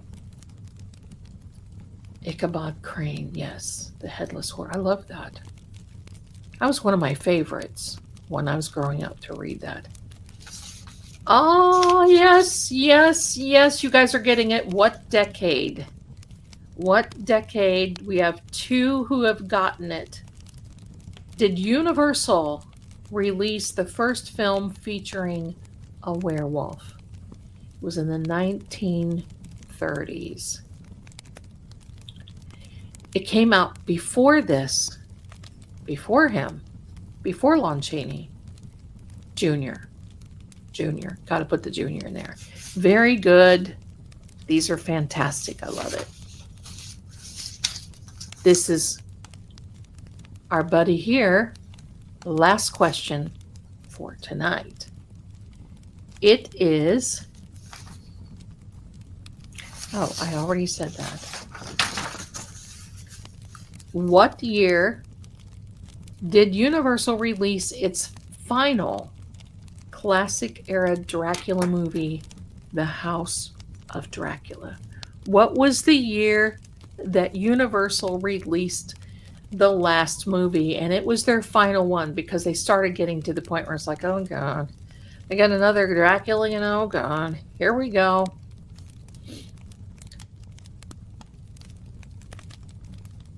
What was the last year that Universal, remember Universal, released its final classic era Dracula movie, House of Dracula? Whoa. There you go, Martha. Martha got it. Weird Debbie got it. 1945 was the Universal classic era of Dracula's. December 7th of 1945. That's right. Hello. There we go. Last one for Frankie. You're not left out, Frank. Hang on. Okay. Here's a good one. I know you've all heard of this. Which 1948 comedy brought Frankenstein's monster together with Dracula and the Wolfman? What 1948 comedy brought all three together?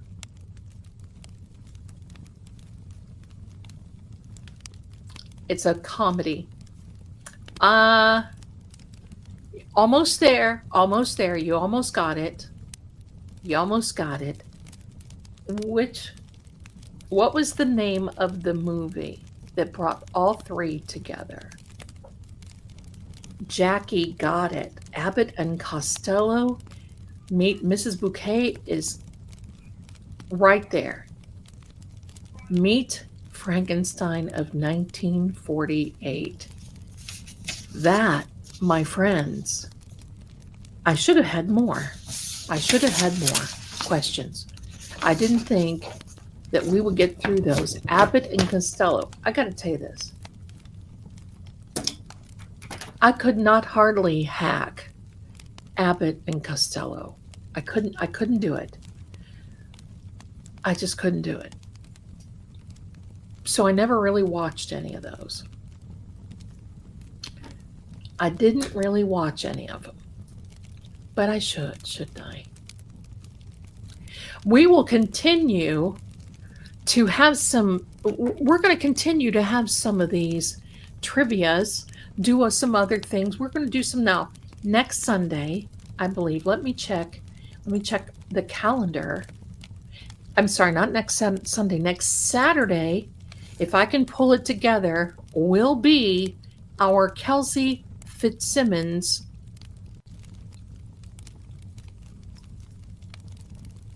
fundraiser. Thank you. Sorry, lost my mind for a moment. And I will definitely be making that announcement. I will be inviting folks to come in. But you know what? I understand. And excuse me, Shaggy, look at this. She's looking at Shaggy like, no, no, I'm here with my mother now. You must turn away. So I will keep you posted on that. And then I'm going to just zip a really quick note to our sweetheart Kelsey and hope that she gets it and just say, look, we love you. We're here. We're going to have this little fundraiser for you. I don't know if you can watch. I do know that I think she watches Attorney Melanie. I'm not sure. And I do believe she watches Mike Crawford of the Young Jerks. But I'm going to give links out. People who want to come in can come in. We're just going to have a lot of fun. That's what it's all about. Then, my darlings, we're going to have another fundraiser for Aaron Spencer. Aaron Spencer, the gentleman in Arkansas who is running for sheriff because he has been wronged by the system. And no, you cannot come up here with me, sir. You're going to have to. This is the Shaggy. Oh, no. Sorry, Sam. Sorry. Oh. Kelsey can watch and listen. Wonderful. And so we're going to have 2 fundraisers. And I just think that that's great. Oh, Kelsey has been in the chat with Melanie, Mike, and Moz. Okay, good. So I'm going to write her a little note. I'll let Mike Crawford know since he talks with her parents, just in case she doesn't get our note in time. So, because I know that they go through and they read them before they have mail call and blah, blah, blah. So anyway, now I'm going to tell you a funny little story. Because I grew up with 2 ladies, Kelsey Fitzsimmons. I grew up with 2 ladies. Oh, she was in with Nurse Kim? Okay, great. Story. I grew up with 2 ladies that were, I've got those instructions. Yeah, I got them. In fact, I think I put them out on my channel not long ago. I grew up with a mother and a grandmother who fashioned their wardrobe and ensembles by Hollywood. So with that being said, thank you. Something's going off here. I don't know what the heck. So, thank you. Thank you, my darling. Thank you, Ellen. Loves the Wolfman, and thank you so much for your generous Venmo. That's so sweet. Thank you. So, they went through this stage, and even up until the later years, and they spoke about actors as though they knew them personally. So if you would say Nicolas Cage, they would call him Nick. Well, I really liked Nick's other movie. Like they were an insider. And it just would floor me. I would laugh so hard. Oh, do you like that? Thank you. I would laugh so hard. And they would just be talking about these, like William Holden. William Holden was one that they would talk about all the time. And they called him Bill. They would talk about him as though, did you see what's going on with Bill? If he could just quit drinking. It's like Bill was going to give them a call at any moment and ask them for their chicken salad recipes. It just cracked me up.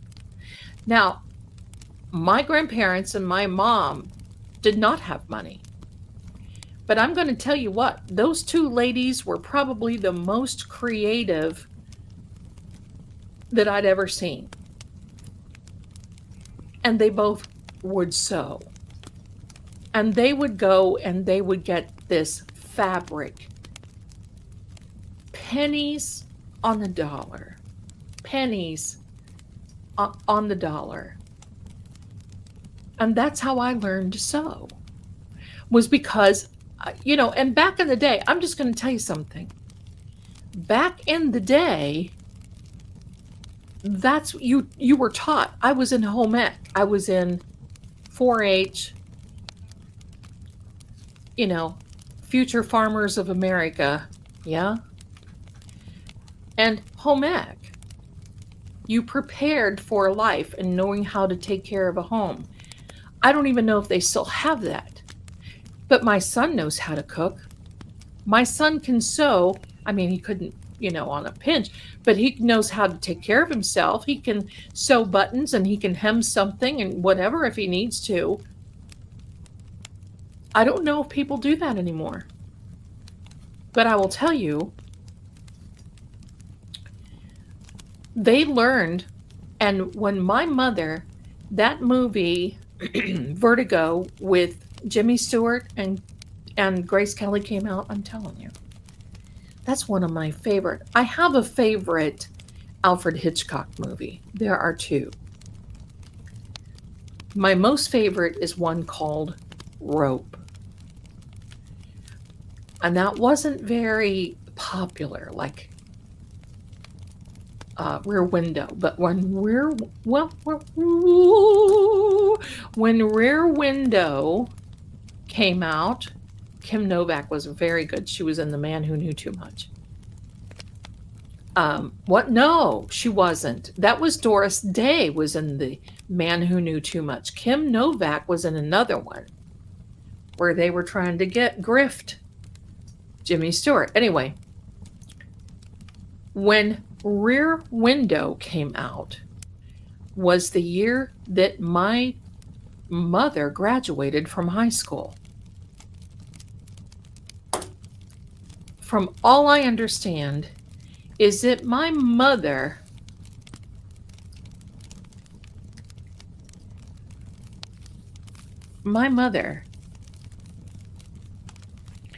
sat there in a theater twice and sketched out all of Grace Kelly's clothing. My mother made a study of Vertigo, that's right. My mother made a study of, I can't remember what I can see her now, something. The designer that designed a lot of these things. And she wasn't even a designer, but her clothing looked fantastic. My mother studied that. She was excellent at it. Could drape fabric, figure out whatever. Ooh, I just got a big thing in my ear. There's some energy. Edith Head, thank you. Ethel, Edith, thank you, standing. Ethel, Edith, it's just be careful. It's just a technicality, right? So she would make her own patterns. So they didn't have money. Yeah, this is my mom. So they did not have, my mom was not Edith Head. My mom studied Edith Head, how to dress. There's an old book from the 50s, and I used to read it all the time, How to Dress. And it tells you, well, if you're in a corporate setting, you don't want to wear red lipstick. Sorry, Edith. But you don't want to wear this, you don't want to do that, blah, blah, blah. No, it wasn't my mom. There's some other energy that has been bouncing around. So, and I'm going to tell you who I think it is. I think it's John O'Keefe. Because of some things that are coming out now, and I've not said too much about anything, but anyway, my mother would make our Barbie doll clothes for Christmas. She would start in September, design Barbie doll clothes that looked like Grace Kelly. Little circular skirts, little 50s stuff, little whatever. And when Christmas, I mean, now I had a Midge doll. I did not like Barbie. Babs, no. I wanted Midge. And I had a Julia doll. Remember Julia, the nurse? How beautiful she was? I had a Julia doll. So I had Julia and Midge. Forget Ken and Babs. I had Midge and Alan. And then Julia was the nurse. So she made all of the clothes. And we would open our gifts on Christmas morning, and it would just be like box after box. And I mean, I think she got a better kick out of this than what we did, to be frank with you.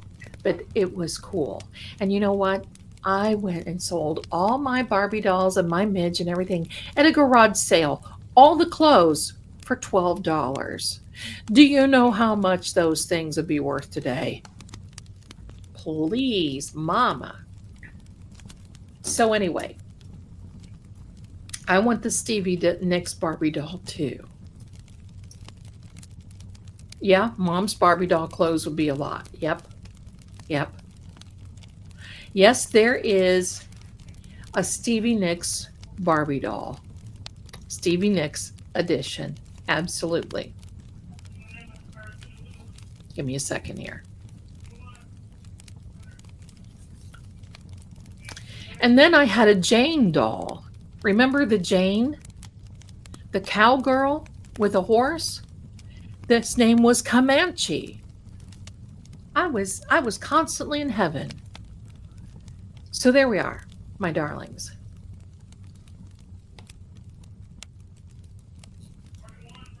There we are. I had a Wendy doll. I didn't have much to do with dolls, though. So anyhow, that, my darlings, is what's going on. So if you want to have and take a little... Oh, somebody just sent me another Venmo. Let me check.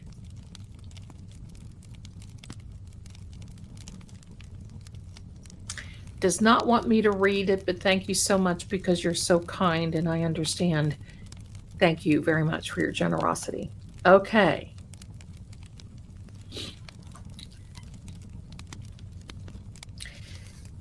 If somebody, we may see a Jen doll.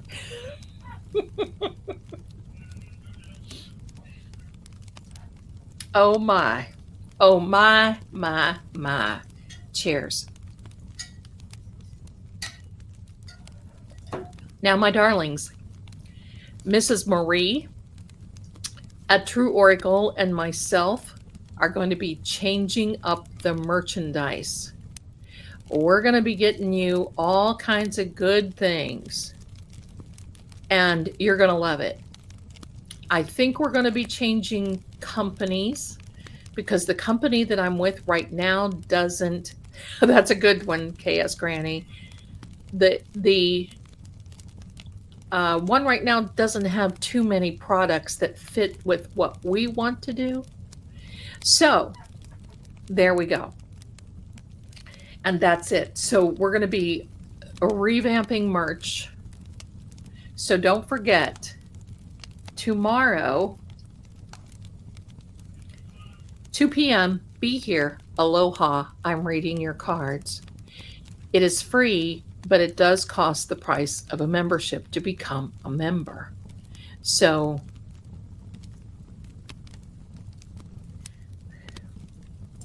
Zelda, we definitely need a run, so don't forget. Oh, do you mean you need to take a break? Is that what you're meaning, Patty? Because I'm good for that, if you need that.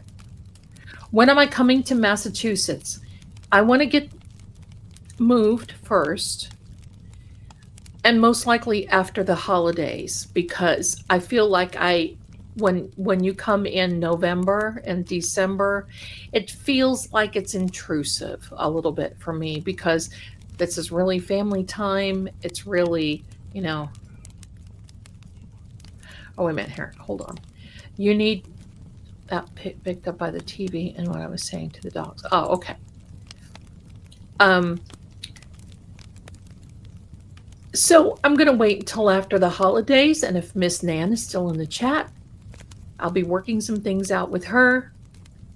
Captain Jerry will be coming along with me as my driver, bodyguard, whatever else that she can do. And that's going to be a lot of fun. So, so,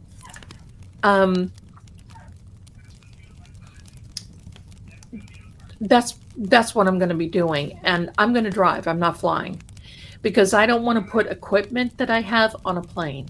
I know too many people that get racked up their equipment and everything else. So that's why. Driver, bodyguard, backup dancer. Now I can get into that because they have, like I said, they have this thing on Talkie Tick where you stand up and they hear, Stephanie Mills. I never knew love like this before, and I'm thinking, look, if I'm desperate, because my son is like, Mom, you know what? All I'd have to do is animate these guys and they'll be my backup dancers. And I could do that. So you never know. It just may be that I sing that song without the music so I can show you guys. Oh my God, the tambourine, right? You guys, we just may have to make a music video. So that's what's going on, but I do want to get moved first, and I'm going to be announcing when I think that I'm going to be moving. So Captain Jerry's going to be a part of that. We're going to be, we're going to be together. She's going to come and help me, bless her. We're going to be driving up, getting secure in a home. I've got one picked out, but that's okay. I know now the style. I know now what I want. I have manifested that. So Monday night, don't forget now, tomorrow, 2 p.m., reading your cards. Monday night, 7 p.m., that's New York time, America, 7 p.m., manifestation. I'm getting there. I don't know when, but I'm getting there. So manifestation Monday, and then another Help I'm Haunted on Thursday. Found out today, attorney Melanie Little. What'd you find out about? Oh, okay. So yeah, that whole mess with Proctor. Wah! Yes, can I go standing? Well, hey. And detective, can I bring the cotton candy blizzards? I think they're gone now. Down here, I think they're gone, which means I have nothing to do with Dairy Queen, because I'm not really keen about their food. But the last time I got blizzards, a large one was $10 and change.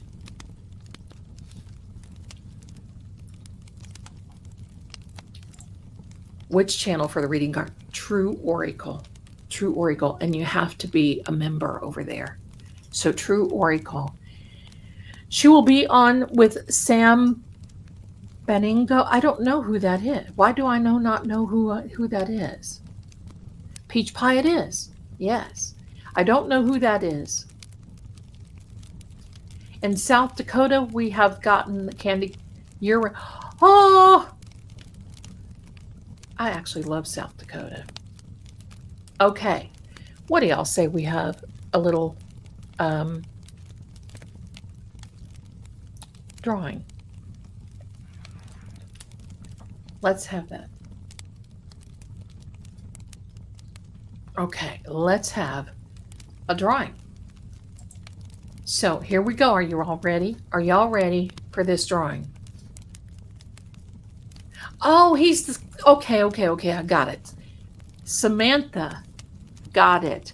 Psychologist who's been, thank you, Kelly, for giving me that knowledge. been covering Karen Reed. Thank you. Oh, goodbye then. Fate and Fortune, members only, 2 p.m. tomorrow.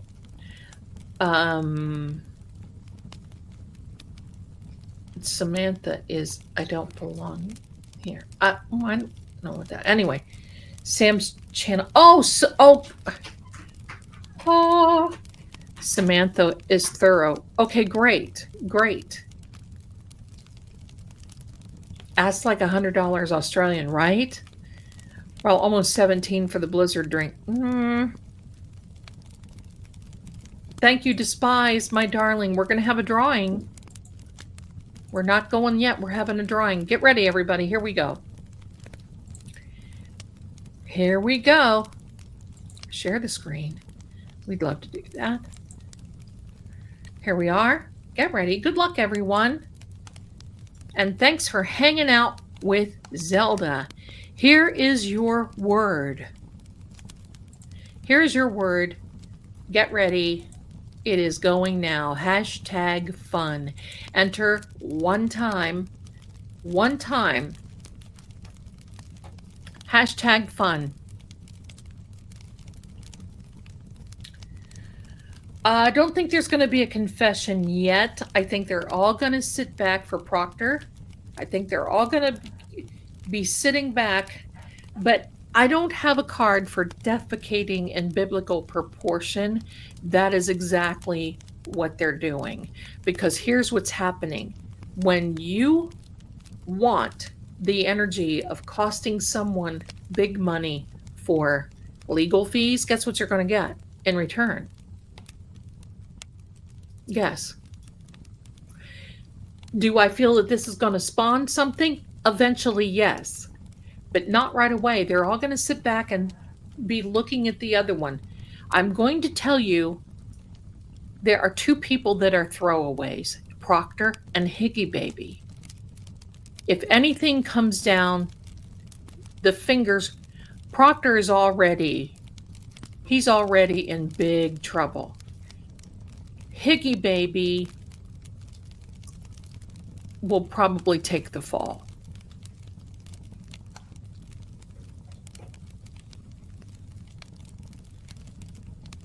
I'm sure that the things on Proctor's phone will affect the civil case. I'm sure that they are shaking.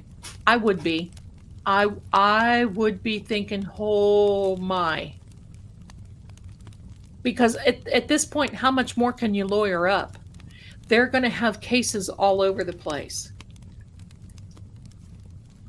Proctor, I feel, is in trouble.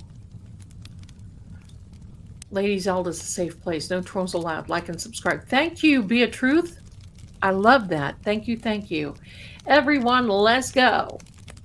It's amazing me. We have 140 people here total, and we don't have that many people who want the giveaway. It's 39 people. Hashtag fun. We're going to give it a minute. Yeah. I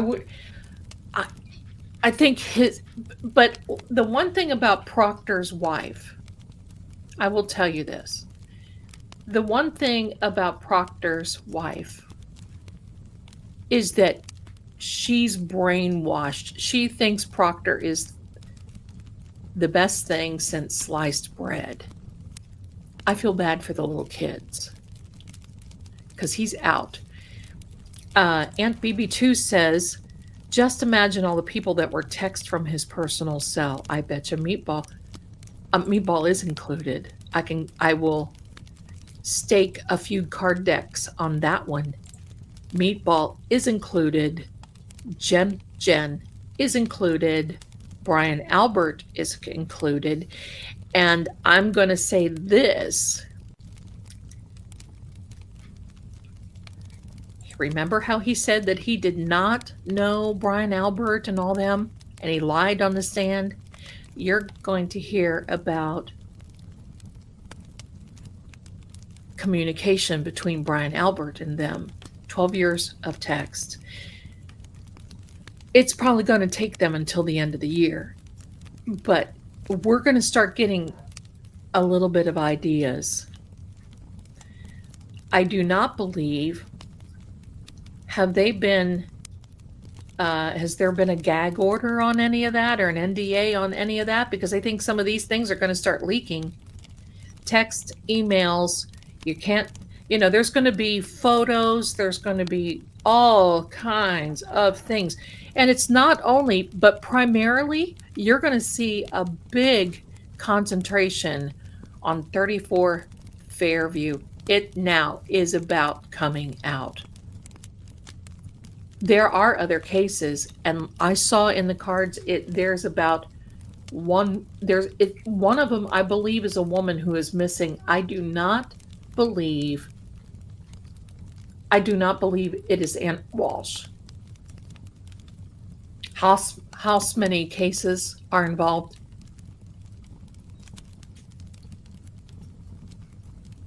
Probably hundreds.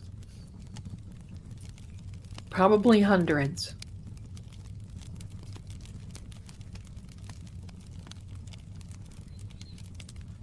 Who has the phones? Proctor's going to have nudes. Ooh. That and alone is scarier than, I love Rosemary Scarpiccio. I love her. And I can bet you she's doing cartwheels in her living room. I know, you know what, Elizabeth? This is probably the overlooked evidence. And thanks to Judge Krupp for ordering that, an old Proctor baby thought, oh, it's okay. They're not going to see anything. I have this automatic deleted. You dork. That just shows how dumb. Yeah, they said pictures, any videos, probably.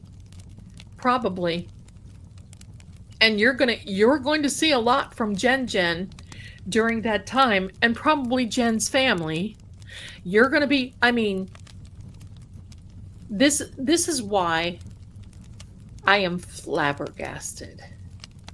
Like with the Adelsons, like with the Bad Actors Guild of 34 Fairview Road. I'm going to say it that way. Authorized it, given he doesn't like Turtle Boy, right? But it wasn't provided because of the Turtle Boy case, but Aiden is definitely on that phone. Aiden is definitely in there. My flabbers are definitely gasted. That's right. This is going to be nightmarish, because if it's out now, our friends, Agents Oobligada, most likely have got it now. And they're looking, it's going to take them a while. Tully, Gitmo Guarino, they're all being looked at. And what do you think? Do you think, I know that things are on there about Sandra Birchmore too. There's a lot on there. And they're just going to be going down. Ticky, ticky, ticky, boom. They're going to, with this type of volume, they will have to assign. One person can't do all this. They're going to have to assign either years, or they're going to have to assign subjects, something like this. Hold on, I've got it. Incoming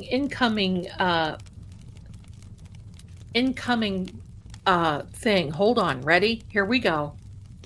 FBI, open up! That's the unexpected visit. Are you coming in, sister? Thank you. Don't worry, nothing is going to get my baby. The alphabet. Whoop, whoop, it's the sound of the police. Whoop, whoop, it's the sound of the police. That's right. Proctor. Of all things, the And I got to tell you this. This is Sammy. This is Sam I am. Ooblegada, the three-letter man. I want you to think about this. It's getting out of the manipulation and the control of one Jennifer McCabe, in my opinion. Think about that. Think about that. The ice cream truck is coming. You better get ready for your ice cream push-ups, Jen. Getting hot and denim. That's right. Someone asked me about Kelsey having another go. She does have another go at. She can go back and say, okay, fine, I have healed now enough that I can take that. It will still be uncomfortable, but I can still take that test. But it will depend on what the judge, and the judge just may be so ticked off that the judge may say, just leave her in there. That's a risk. It is a risk. Sending the ice cream truck the first trial, they were in the courtroom. The agents were in the courtroom. I want an orange creamsicle. I like the strawberry ones. The strawberry bars that kind of had it's like the strawberry cheesecake bars or whatever that was. I like those, but I can't eat. You want to know the truth? I cannot eat a popsicle or one of those things because of the wood. The moment I can taste the wood, the stick, I can't do it. Strawberry shortcake bars. Patty's got my back on that. Oh, look, there's my darling. Well, yes, and I believe it is a risk worth taking too. Thank you so much, Nan, for coming in and saying that. I believe so. But this judge is something else, isn't she? We thought Miss Beverly Cannoni was a little on the outrageous side. So I'm just going to say prayers for Kelsey.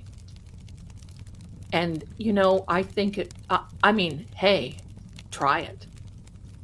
At this point, what do you have to lose? Miss Dan is right. Miss Dan says the judge is unbelievable. I'm a little disappointed in the Supreme Court because I wanted them to listen to the audio. Just reading the transcript doesn't really reflect this judge and her attitude. Now, you know what?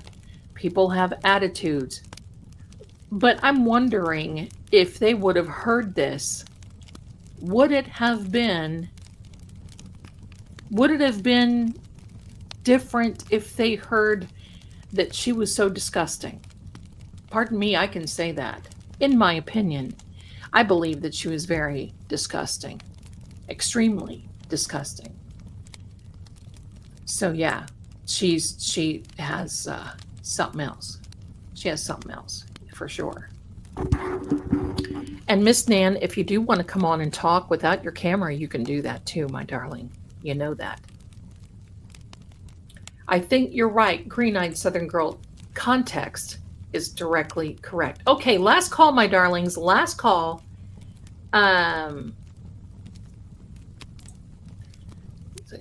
We know you know what's happening with the judge, Justin's family.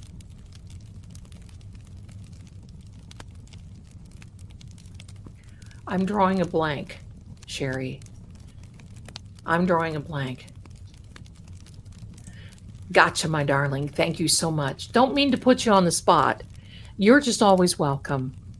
And good night to the little ones, because may they be blessed and sleep with the angels. That's what's so good about that.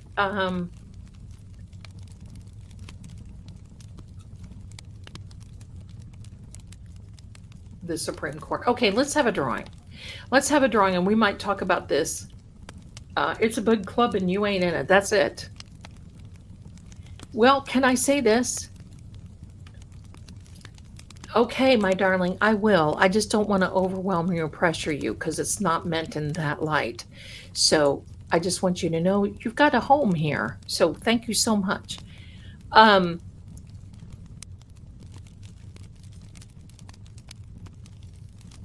okay. Justin, Justin, got it. In other words, spirits cards have told you, shown you what's happening in Kelsey's case. Yes. Last call coming, my darling. Oh boy, Ruthie, you made it just in time. I was about ready to draw. I want to give everybody big hugs and kisses, my darling friend.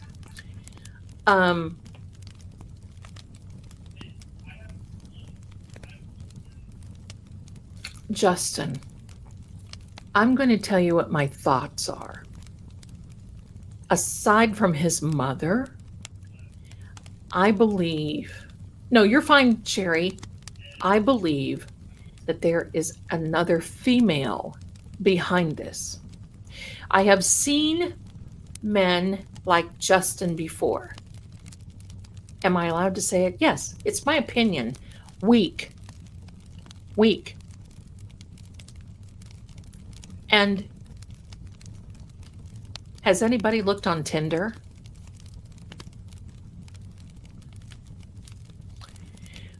We don't know. But follow the money. But I always have known men who get turned very quickly to a woman who is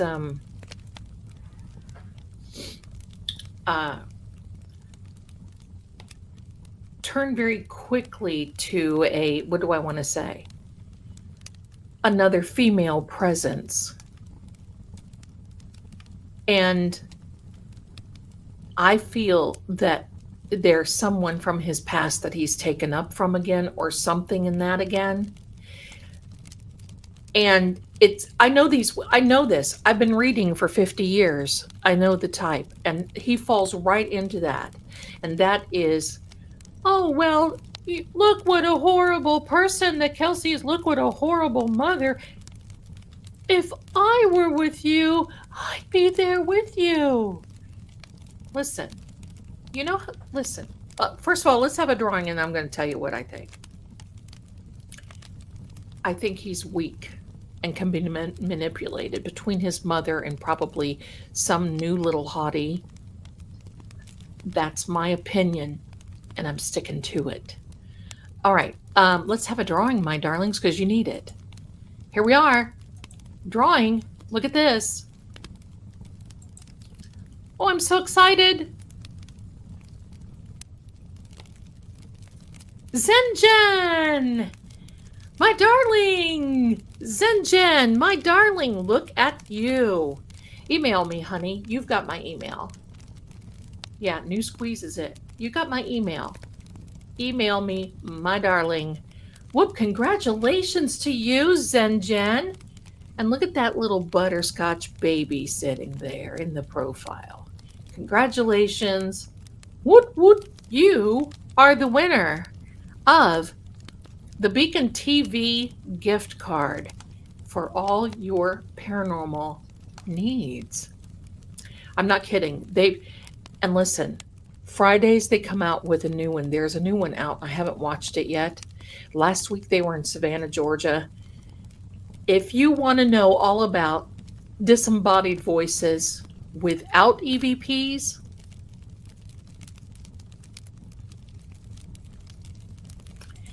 yes way, my darling. Yes way. Yes way. Yes way. Yes way.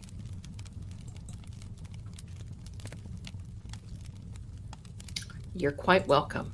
Thank you so much for Patty for putting my email. Listen, I have the best mods in the history of, I don't know what, but anyway, I have the best mods.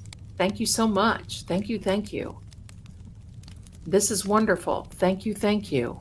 And you're very welcome, Zen, my darling.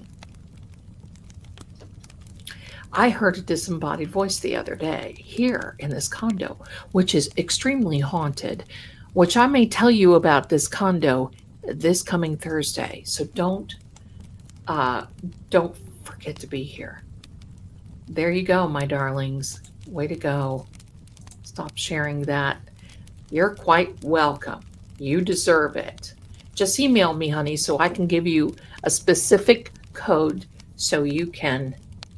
I don't think I'm going to do EVPs tonight because we've already been on here for 2.5 hours. We will be doing that soon. We will be. Now, this is a kind of stinker that I am. Back in the day, if I could have bought Karen Reed's house, I would have bought Karen Reed's house and asked Aiden Carney if he could have moved in and he would have stayed there for free. That's what a stinker I am. Right? I'd like to hang out all night. If I didn't have the live tomorrow, I would be, but sometimes my energy gets drained. Oh, hold on, Nan. My son keeps hearing a disembodied voice of a baby crying in our house for the last 2 weeks. If you need me to help you clean that out or move that on, let me know, my darling. Let me know. It may be an energy loop. Something may have happened this time of year, and it may not even be in your house. It may be associated with the ground. So it could be associated with anything like that. Yeah. Your son is very receptive. That's amazing. Yeah. Yeah. He's not scared, is he? Okay. Just DM me, my darling, and I'm on it.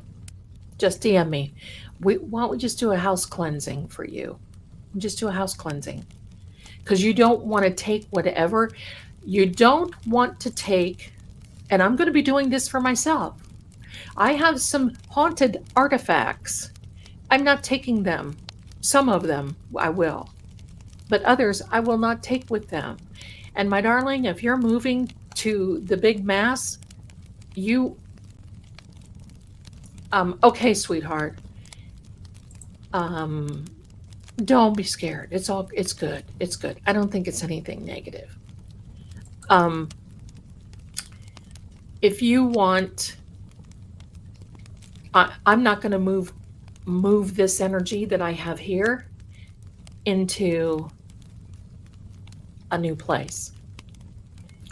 So that's why it's really important. And for any of those, you can look on the website. I will do energy cleansings and cleaning of houses, blessings before you move in, or even if you're having trouble and you're going to stay there and you're not moving anywhere and you're staying there, I will be glad to do that. So check that out. That's on the website. But anyway, yes, my darling, just DM me. So I'm going to tell you what a little stinker, and if I could figure out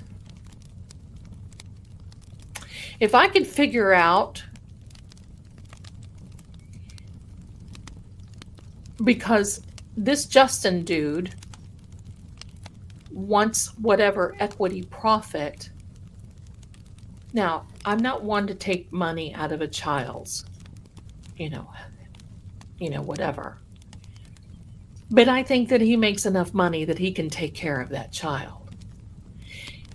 I wish that I could get 436,000 people to donate $1 and do what Jason Hawes is doing with the Conjuring House, form an LLC and buy that house.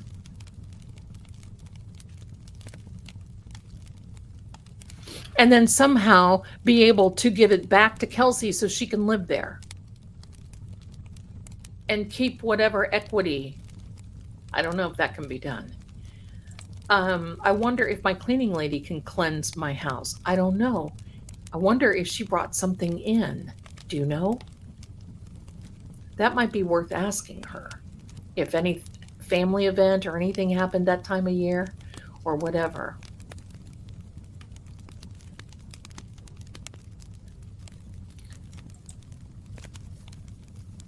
So yeah, wouldn't that be something if we could buy Kelsey's house and say, Kelsey, but you know what? There may be a lot of energy there. Kelsey may not want to live there again, right? But I'm a stinker like that. Okay, fine. Let's just buy it and give it back to her. You know?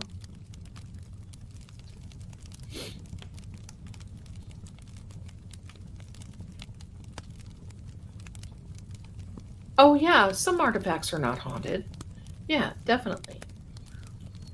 But you know the funny thing, he says he wants that amount of equity. Well, what is there a law that says that she has to take? I mean, obviously, if somebody gives her asking price, then she has to accept that. But what if somebody came in and said, "Look, I'll give you 375,000 for the house." What is that? 50 some, maybe 65,000 less than what she's asking for. So what would keep her from? See, you see how my mind works, my darlings? You see this? Now, I'm certainly not giving her any legal advice and I'm not telling anybody what to do, but I'm going to say, listen, I want to be a stinker.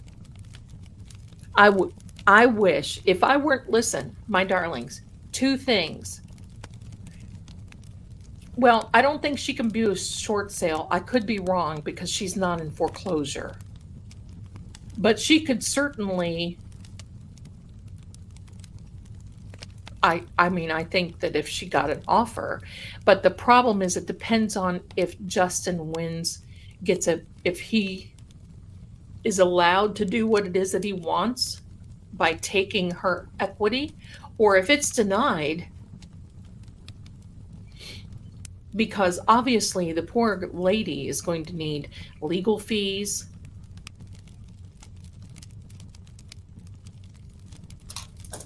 So, but I'm going to tell you what, I'm a stinker. I would look.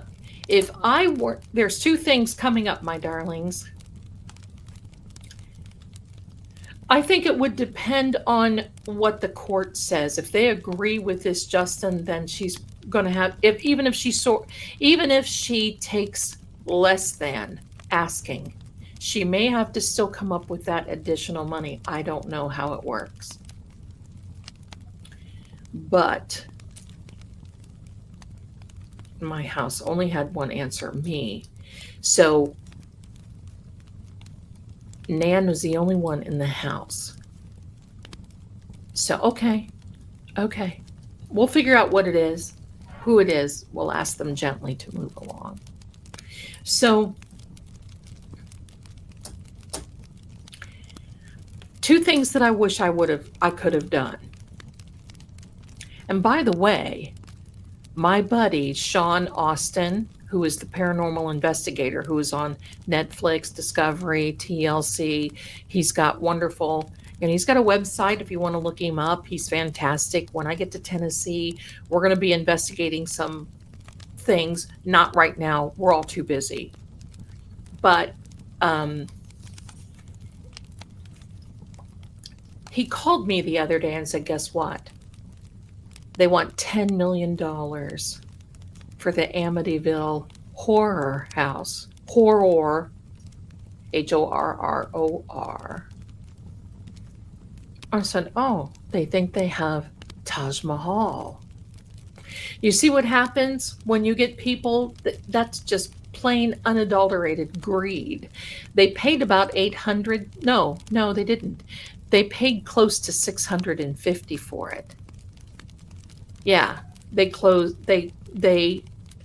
and at one time I offered them 800 and they turned it down. And then they had a friend of a family who was an attorney that didn't represent them, that called my attorney. It was a complete mess. And he was getting in the middle because he wanted a little bit of juice. And when I announced, I'm not a juicer, darling. If you're not papered up or representing your client, who is the owners of the Amityville, it's a no-go. We have no reason to speak. And my lawyer said the same thing. Well, he came back and said they wanted 1.25 million for the Amityville house. Well, I'm going to tell you, I think I probably could have made it work. I would not move into there. My idea, and Sean was going to be helping me, assisting me with this. My idea was to buy the Amityville house, put cameras in it, and then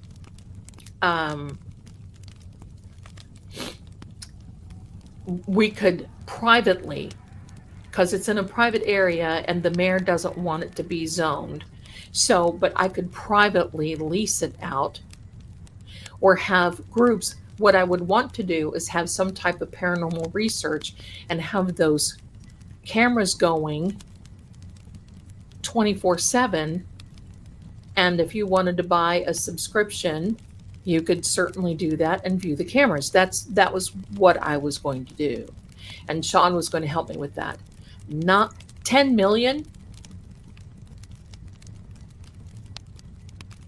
Sorry. No. Stay. And I had heard that they were having some crazy things going on there. So yes, Jason has a GoFundMe for the Conjuring house.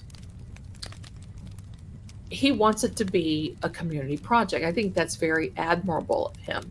He's has formed an LLC, or will be forming an LLC, because they want to manage it properly and not go crazy with these prices like they are with the Warrens' house and that museum up in Connecticut that Matt Rife has purchased.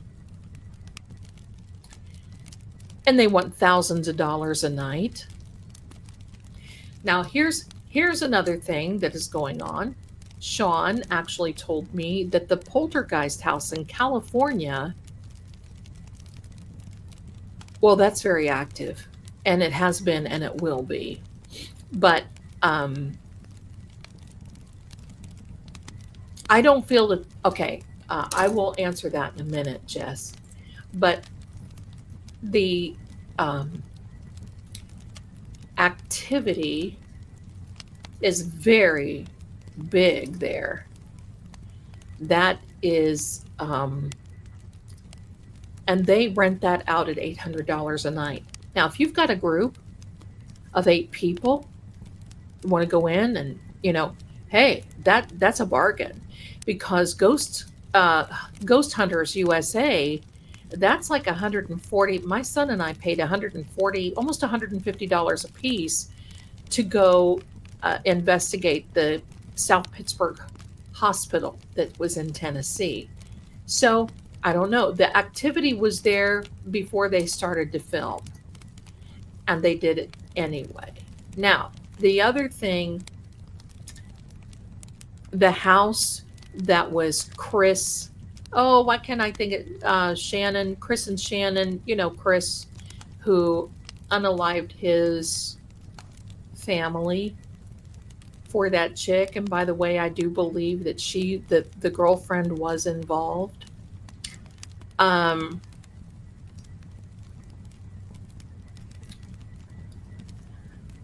Watts, thank you. That was for sale. And I had actually thought about buying that. However, it is too far. That house is very active, but it's got a homeowners, and you have to respect the neighbors, right? But they said the neighbors are constantly complaining because lights go on and all kinds of things, but people don't have respect. They go and they park in front of it. They go and knock on the door. They go around it. They want to, whatever, they try to get into it, blah, blah, blah. The owners, after Chris Watts, I think, were getting a divorce, they renovated it. And when they renovated, they started having trouble. So they went ahead and moved out. I think I don't know if the house is still on the market, but it was reasonable. It was more reasonable. It was something like $650 or something like that. It was more reasonable, not this crazy, I know people just have no respect for this kind of thing. So, but the Conjuring house, if I would have had my home already, I would have gone to the sale because it's 25,000 down for the sale. And I certainly am not the type of person that would go in there because I know that Jason is doing it for a good cause, and I certainly am not that type of person that would go in there and undercut him or, whatever. If anybody's going to get that, I hope that it's Jason and his group. So, um, I would have gone to get the Conjuring house, but it needs a lot of money. Now, I would not live in the Chris Watts house because there is a lot of activity still there. You can hear the girls, you can hear Shannon. Uh, when I talked to the realtor was saying that some of the police officers that went by there and around there were saying that how they heard things. Hi Courtney, welcome in, my darling. Welcome, welcome. So, but the one thing is buying a home in an area that is not zoned for, or that does not have a lot of room between neighbors. It's just respect. You can't have bed and breakfast there. You can't do any of it. And the town, and especially the neighbors at Amityville, I actually spoke to them, and they're like, absolutely not. We don't want the traffic coming in because they share a driveway at the Amity house with a neighbor. So they wouldn't want that. They wouldn't want a lot of you know. So there we go. So anyway, I just think that and plus, I'm semi sort of on the East Coast in the South. And if I buy a haunted home for any type of research, and that's what it would be. Detective 1111, thank you so much for your time, darling. I know it's getting late and everybody's probably getting tired, and I'm sitting here. Thank you so much for your help, my darling. Hopefully, I'll see you tomorrow. Thank you. You enjoy your evening. You enjoy your evening. So, if I do buy something like that, it's going to have to be. I know you are green eyed. You're my girl. It's going to have to be something that would be respectful to neighbors, and that, and of course you got to follow zoning rules, because there's one thing you don't want to do is go in there and just think and see. That's what happened with this person who evidently, supposedly, allegedly bought the Amityville house. She went in there, was setting it all up to have some type of bed and breakfast, and was going to do this, and she's doing this and this and this. And the city came in, and the neighbors, I guess she fights with the neighbors all the time. The city went in, the neighbors went in, and they basically said, what do you think you're doing, chick? Her husband, I think it is a former Navy officer. So I was able to connect on that kind of level, but it was an odd situation. They had a nephew that went over there. Some of their family members, Conjuring House is Rhode Island.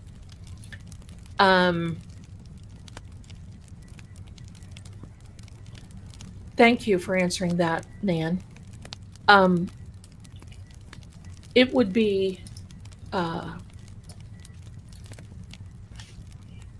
this young man who was a nephew who would go on and see things similarly that I did. Some of their family members refused to go over to their house. So that's kind of scary. And it's my understanding, when I was there and viewed the home September 16th of, I can't even remember what year it was, 2014 or 15, something like that, 10 years ago.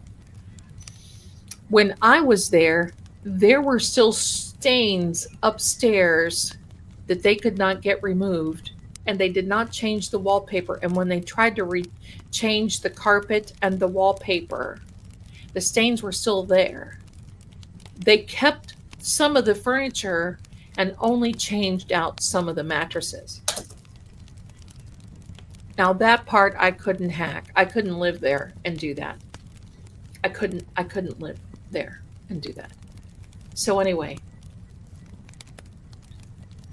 Oh, Miss Bouquet, almost 3, and I'm wondering whether it's enough going to bed now or I have to get up in 3 hours. Oh, honey, you need to get some rest. You need to get some rest. Don't stay. You can catch this later. You need rest, my darling. Cheers. A little bit of water.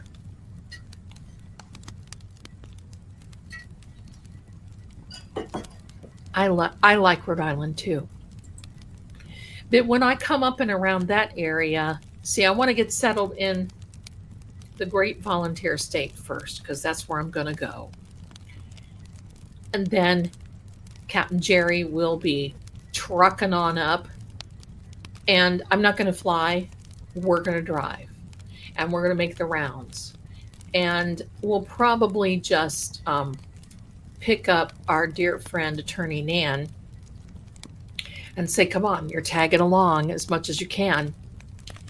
And we've got a lot of things to do. We got a lot of ground to cover. And I've got more content that I'm going to be bringing all of you, because we're changing things a little bit, but very positively and for the better. And again, new merch will be coming out. I love New England. I used to live in Rhode Island at Newport. I was the assistant manager of the Newport Bay Club and Hotel until we had too many calls of people saying there were things in the hotel that would go boom, and enough was enough of that for me. So anyway, well, I think this guy he's going to go to court. Justin's going to go to court. Are you, Dee? Okay. And I'll tell you what I did. Then I went from managing the Newport Bay Club and Hotel, and I knew, because, see, my husband was a lieutenant in the Navy at that time. So I just joined. I had to work. I've always had to work, and I was doing readings and so forth. But I didn't really get established there. We were only there for 6 months, and we were there during Hurricane Gloria. Yikes. And so I wanted to get a job, so I got a job with Mary Maid. And believe me, cleaning houses was a lot of fun for me, because you got to go in these old homes and look to see, what's going on. And I had my favorites, and, all of it, and going to the breakers, and it's just beautiful. And then they have a Vanderbilt mansion there that they have a Vanderbilt mansion there that I worked at. Then after Mary Mays, they hired me on as a housekeeper. So I was a housekeeper, and it was empty. So there wasn't any housekeeping to it. We had a Latino lady who was an absolutely fabulous cook, and a Portuguese gardener, and we didn't speak the language, and we loved each other. We all got along fantastic, and we would sit and eat together, and it's such a fantastic experience. But it was wonderful. It was wonderful. And I'm going to tell you, that mansion was so big, because I had a particular list that I had to go down and make sure that it was checked, and I did every day. And yes, it was very haunted. And there's also a home up in there too that they did do some of the filming for Dark Shadows. But this one for the Vanderbilt, it was so big that by the time I got done with my list, it was time to start over again. That's how big this mansion was. Stunning. Things that you just sit and wonder, do people just have too much money and they just don't know how to spend it? That's a high class problem to have that I plan on being in. Seriously. I'm not one of these people that says, oh no, I don't want my, no, stop. We got to have money in order to help other people. We can see that. And so it's going to be a lot of fun. But oh yeah, darlings, I got stories. Anyway, my darlings, yeah, that's a high class problem to have. Because once you start dealing in that kind of money, and I've done that before, and I do that for my clients for that company out of Virginia, you kind of learn.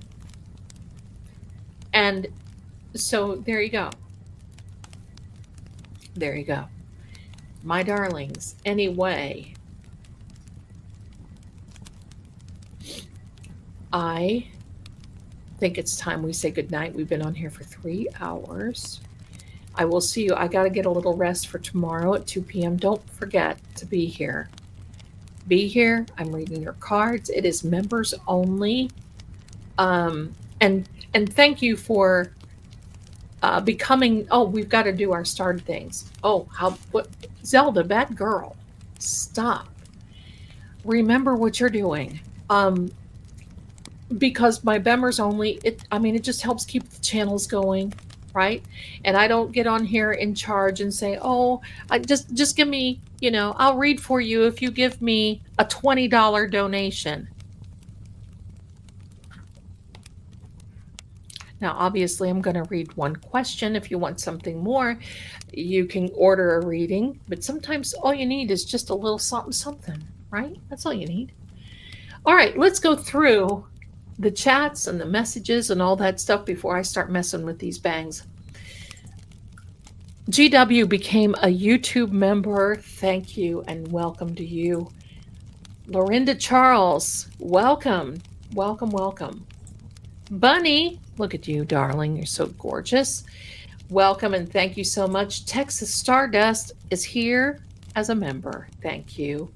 And Kansas City Granny became a member. Now, could someone please tell me how I can get a personal reading with Lady Zelda? I'm just too new at all this, and thank you very much. I apologize. I should have put the banner up, and I'm going to do that right now. And with that, you can get a video reading with me, and you can keep it forever. That's a good thing. Cheryl gifted 10 Fate and Fortune with True Oracle memberships. Fantastic. Zen Jen, wonderful. Thank you, my darling. Look at this, green-eyed member, and green-eyed Southern girl has become a new member with True Oracle. Sam is, thank you. La Ferial, my darling Nan, and her little jammies. How cozy. Thank you for being here, and thank you again for your generosity. That's awesome. Thank you. Oh, hold on. Michelle became a member, and we welcome you. We're happy to have you. Mama J's, definitely. Renee, super sticker, generosity. Thank you so much for that. Appreciate you. Sherry D, 5 Lady Zelda memberships. Thank you. Arizona Life, look at that little puppy, became a YouTube member. Sherry has gifted another 5 memberships. Thank you. And Jess has a great question. Are these spirits you talk about trapped spirits that can't find their way to the light? No. I don't believe that spirits do get trapped. We have to give our Heavenly Father credit.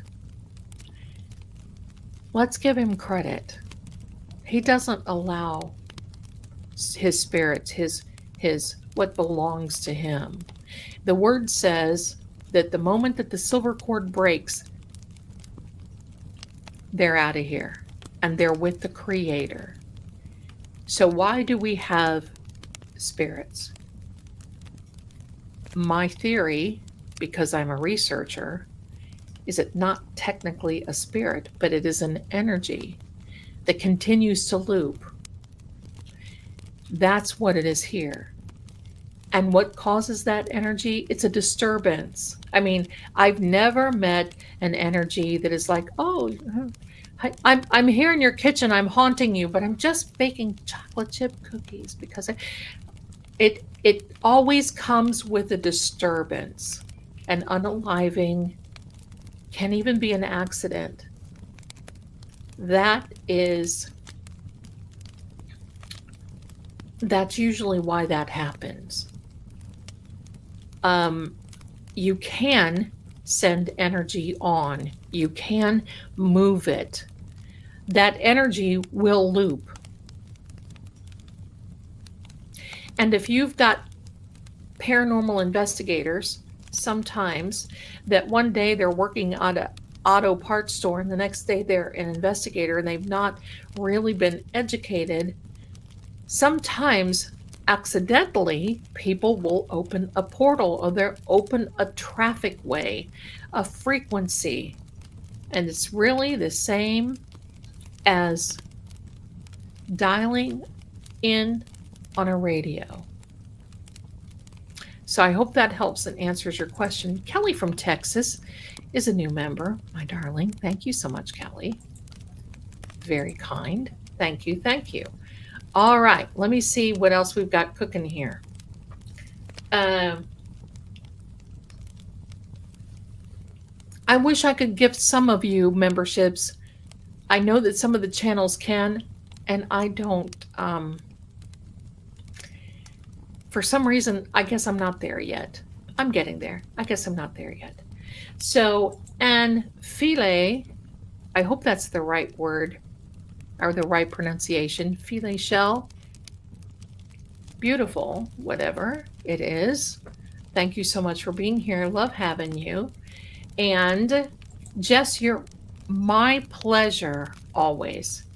See, that's the one thing I want everyone to know. I don't, and maybe that's why I have a high accuracy rate. I'm not right all the time. And it's because of free will. Free will supersedes an energy. Okay. But thank you, my darling. But I don't conjure. I don't conjure. I don't call in. I don't cast. I'm an energy practitioner. Wow, that's a new name, isn't it? I'm an energy practitioner. Yeah, we do. I think we do need a Lady Zelda field trip. We'll do that soon. We'll do that. Green-eyed, I'm scared of my free will. I'm always worried I make the right decision. Well, honey, I think you're pretty good at, you have a good common sense. And you know what? We all make wrong decisions. So,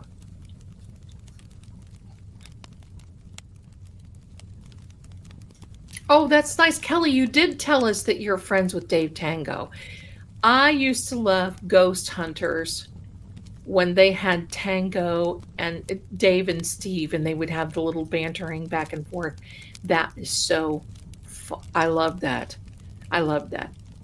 I mean, my son grew up with all the, it used to be the History Channel this time of year would have all this history hauntings and blah, blah, blah. And then it went to High Resisting. Then it went to the TLC. Then it went to Discovery. Just like HGTV all of a sudden started doing all the renovations, Magnolia and all this other stuff. They would do all this stuff. It's like, let's have a little variety already. But unfortunately, Discovery cut some of the great shows versus, whatever. But I'm going to tell you this. Hi, Scott. I've got to tell you this. Ghost Adventures, yes, I still watch them, has a new season. and they've got a lot coming out. I got to tell you this. It was a two-parter, and that second part bothered me, and I had to turn it off. So there we go. Courtney's got a great question, and I'm going to answer that.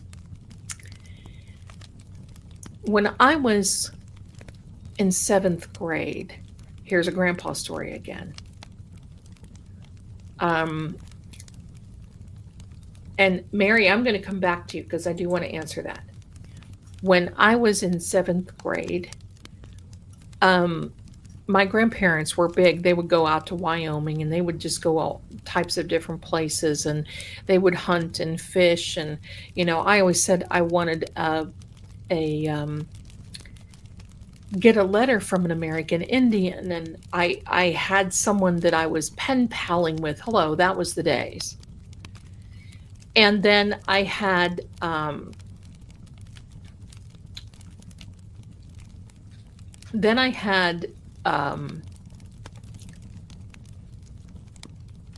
forget when it was. I think the first Bigfoot movie came out. I may not have been in 7th grade. Whatever the case, my grandpa, my hero, wrote to Roger Patterson, who is the one who had that infamous film of the Bigfoot loafing through the woods, whether real or not. And my grandfather talked to Roger Patterson and said what a big fan I was and all this. Roger Patterson sent a huge, great big box to my grandfather for me. It had a cast foot of the original footprint of that, what they had on the film. It had pictures. It had documentation. It had signs. It had all these things. And it was so elaborate, and he made me an honorary member of the National Association of Wildlife Research. And I kept in touch with them for a long time, and then he had some problems, or inner problems, and then he passed away, and that it went into another direction. And I was able to use all those types of things for science fairs at school, and it was just the coolest thing. Do I believe that? Yeah. Was in a cabin in Tennessee, in the woods in Tennessee one time. I don't know if it was a skinwalker or a Bigfoot or what it was, but I had something thumping around my cabin that was scaring me, and it was bad, but I think it was a skinwalker. Because, that's the Appalachian Mountains, the Great Smoky Mountains. And so I do believe in them. There was a little boy that was taken. I can't remember. It was in the early 1960s. We were there on vacation in Gatlinburg, Tennessee. And we were getting ready to go up to the mountain, and there were people lined up on either side of the road. And you could see there was a mother outside. She was distraught, and people were, all around, and they were going into the woods, and it was just amazing. In a not so good way. So my grandpa and dad got out of the car, went up to arrange to a park ranger, and they told him that this little boy and his grandfather and his dad were camping. And they turned their backs.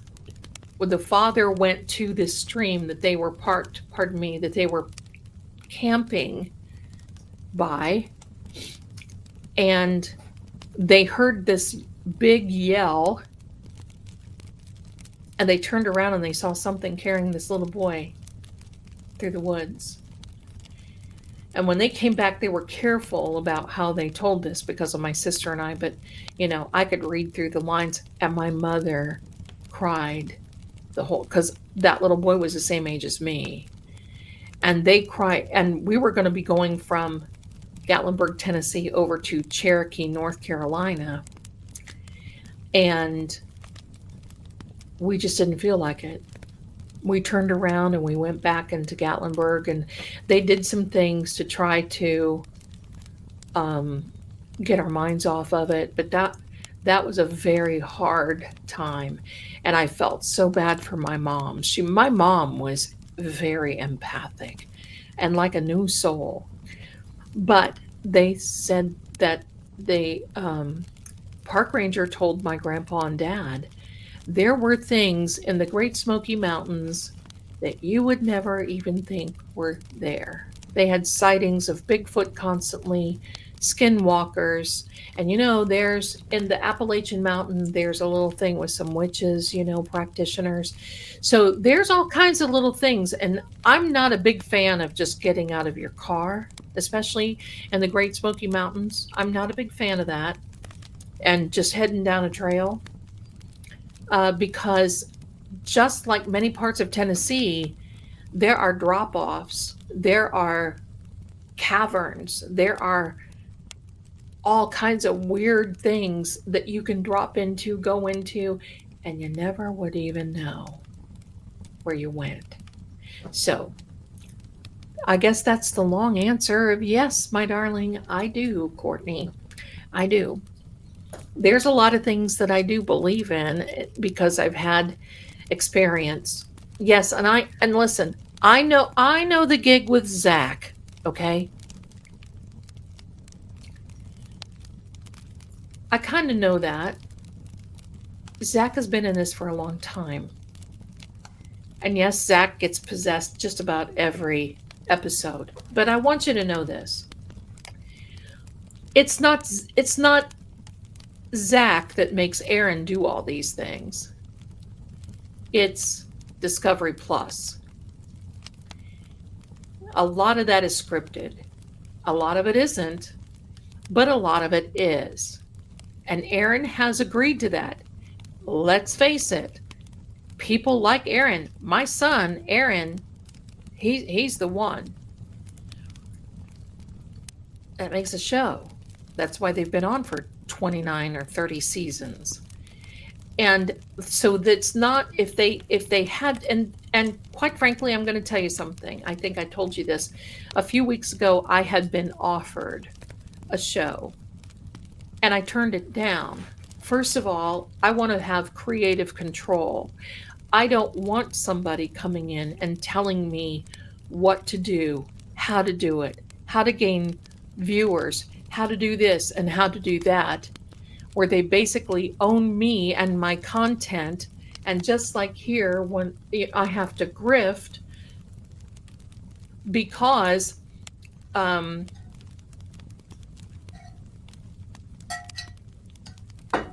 pardon me, I have to grift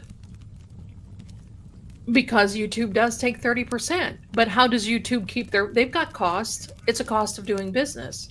And I realize that. I mean, I think that's actually pretty cheap, to be quite frank with you, because maybe some other platforms would keep more, whatever, but they are pretty good. They make decisions sometimes I don't like, but what are you going to do? Well, Kelly, I know, but I think Ghost Hunters, it depends on the characters. It depends on different.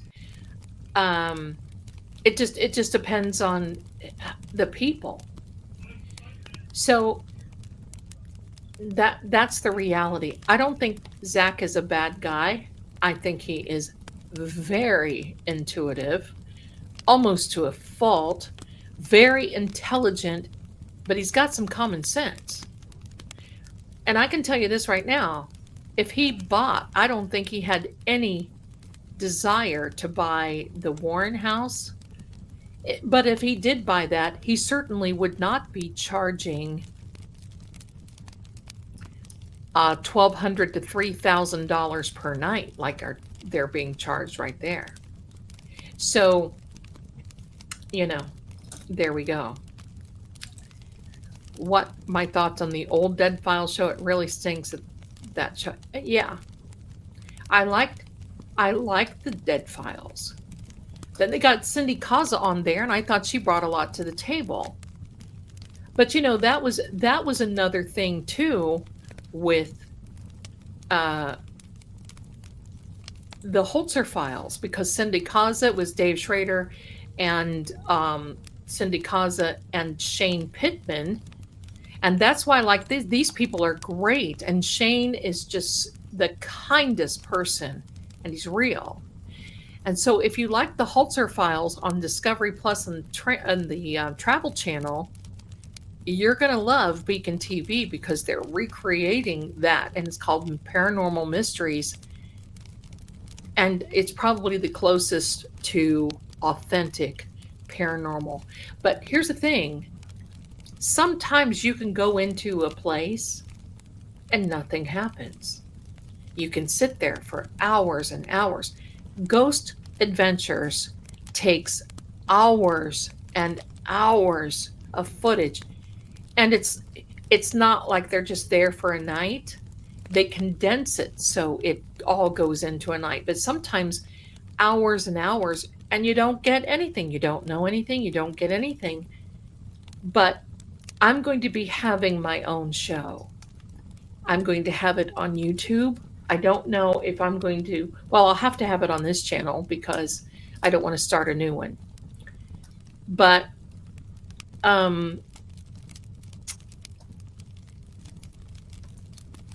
it's going to be members only, and I will be streaming from True Oracle and here. And it will be my own paranormal show, and you're going to see. You're going to see how I ground myself, what I do, and if I get in trouble, if I have a problem, if I get haunted, or if I just come away with nothing. And I've got some plans for that, and I think you're going to really enjoy it. There's all kinds of different things that I'm going to be doing with that. So there we go. But I think Zach's got some respect, right, Green Knight? I do. Yeah, and they may sometimes, but it's all for entertainment. We got to remember that. It's all entertainment. Just like this. Hello. It's all entertainment. That's why you guys have been sitting here for almost 3.5 hours, because we're entertained. So that makes the difference. Oh, look who's coming to say hello to Captain Jerry. Here is the Noodle Boy. So the Warrens, I think, were very legit.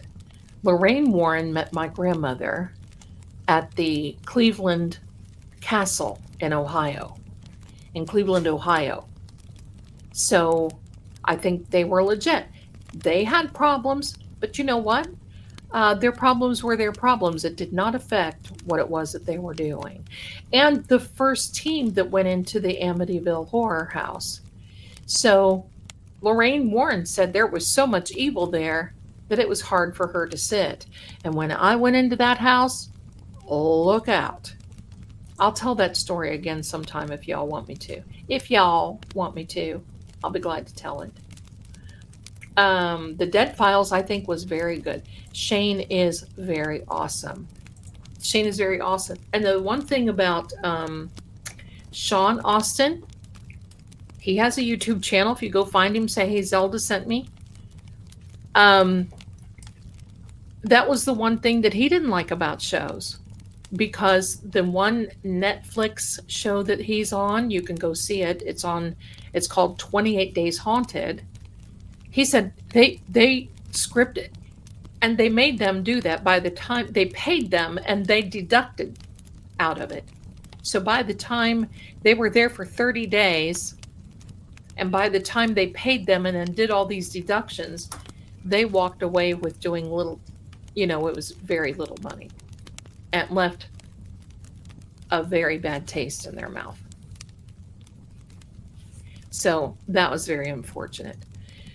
I think Ed and Lorraine Warren were legit. I do. Cindy Kaza is one of the ones that I feel is extremely accurate and authentic. I believe that. I subscribe to Beacon to be able to watch them again. Dee, that's great. Thank you so much. They have a lot of, they've got movies, they've got investigations, they've got documentaries, all kinds of things. All kinds of things. So, yeah, Holzer Files was wonderful. Hans Holzer was a pioneer.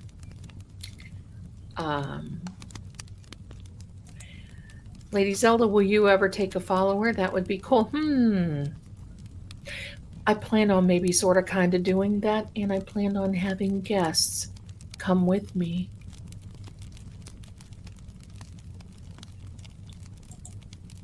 And more. And more. So there you go. So we'll have a lot going. What do I think about spirit boxes? Well, I have invented one. Not really put it on because I want to tweak it so it works correctly for, whatever. The ones that I use I've talked with the developers, and they're based on the binary system. 1-0's energy picks up, and it's capable of working that binary system into words, and that's how it works. So when you're speaking to an EVP or an energy, because I speak to energies, when you speak to energies, it can, the more that the energy acclimates to the spirit box or the binary system, the better you'll see as time goes on that the session will get better and better. So Sean Austin actually gave me one of his spirit boxes. I tried it, but I haven't tried it yet because I want to give it time to be able to work. But thank you so much. Thank you. Yes, Shaggy was a furry guy, is a furry guy. You see me. Worst part, sticks to the lipstick. And I hardly have any on now, but that's okay. Absolutely love the Warrens, yes. I watched a documentary a few days ago with a woman named Ethel Johnson Myers in it. I think her ring is what Zelda wears. It was the same ring. Really? I'll have to look. I got this, and I broke my own rule again, but I was driving through Sevierville, Tennessee, and I looked over at an antique place, and something was like, come here. So I turned around, went in, and right when I walked in, there was a glass case with estate jewelry, and that's where I got this. And when I walked in, I said, I want to see that ring. And the lady said, oh, okay, that's a beautiful ring. I believe it is a smoky quartz. And I put it on and it fit. I said, consider it mine. I paid very little for it compared to what it's worth. I'm very surprised.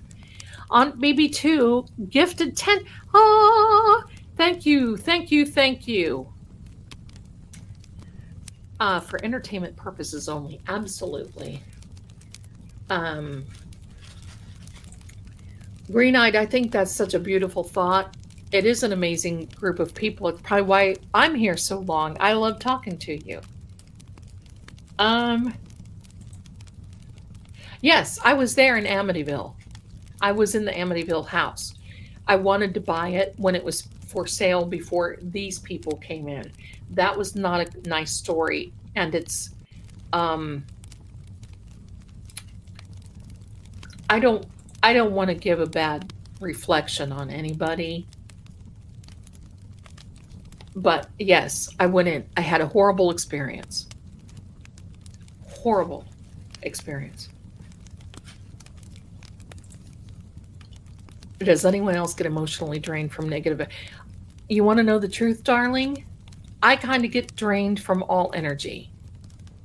So yeah, I kind of get drained from all energy. Yeah. So that's it. Sorry but do you do video sessions? So they're a way to find it out, there's a spell, curse, or hex on someone and hopefully remove it. My darling, I'm going to tell you something right now. I don't think you have anything on you. But you see that ticker tape that's running, the banner there? That's how you contact me. There is a way to see if someone has given you, excuse me, sir, back here, if somebody has sent something to you, and it does happen, but you're better than that and know that it is. Look at Shag. Isn't that funny? It looks like he's looking right here at the Wolfman. But usually when that happens, it goes back, a return to sender. That's it. I studied at the Edgar Cayce Foundation in Virginia for about 1.5 years. That was an experience. Be careful there. Yes, there is another Beacon. It's Stream Beacon TV. There is another Beacon website that is not paranormal. Yes, hello. Yes. I want to go to Zach's museum, but there's some parts I won't be able to go through. I was getting ready to go out there and meet him for a little get-together with some other people, and then that nasty thing came about. Nobody was flying, and so I just said, whatever. So, Lady Zelda, will you do a live one night about your top 3 investigations, your scariest investigation, etc.? Yes. Yes, I will do that. I think you've missed a couple of Help Me, I'm Haunted. Those are some scary ones. If you want to go back and look, the last 2 or 3 were pretty nerve-wracking. This last one that I told about, if you like scary stories, that was scary. But a lot of them are historical because some of the places that I've gone are historical. I like historical hauntings. I think it's fascinating. So there we go.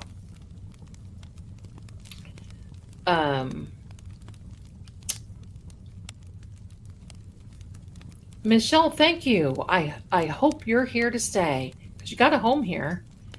We've got good people. Okay, let me see. Elvis Kelly. That's right. A return. That's right. Loved Edgar Cayce. I did too. His son took over and some things went a little wonky, but you know, it is what it is. Reading about Elizabeth Bathory, and was she she wasn't a vampire. She was nuts.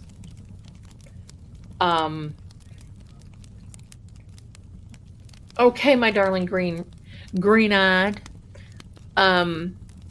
There is, if you want to go, there is a playlist, and I've got Wolfman, Dracula, Elizabeth Bathory, a bunch of them.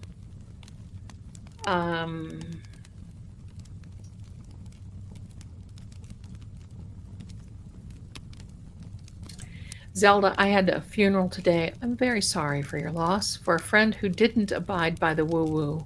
That's kind of good. It was the least spooky funeral I'd ever been to. It got me planning on practical jokes I want to pull at mine. See? I'm not woo-woo. I don't think we need to be woo-woo. I don't know where the woo-woo comes from. If it's to impress somebody else or to convince yourself you're something you're not, whatever. I've been to Gettysburg. It was the trip coming back from the Amityville house that I was in Gettysburg. That was such a hard thing. In fact, the sun was getting ready to go down, and I kept telling the person I was with, look, we're in the wrong place. They're getting ready to do an enactment, because I did see some soldiers and so forth on the main battlefield. So he was mad. You know, that's why I can't have a partner. Okay.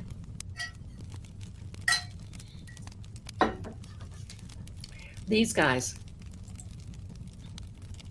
I never knew love like this before. There we go.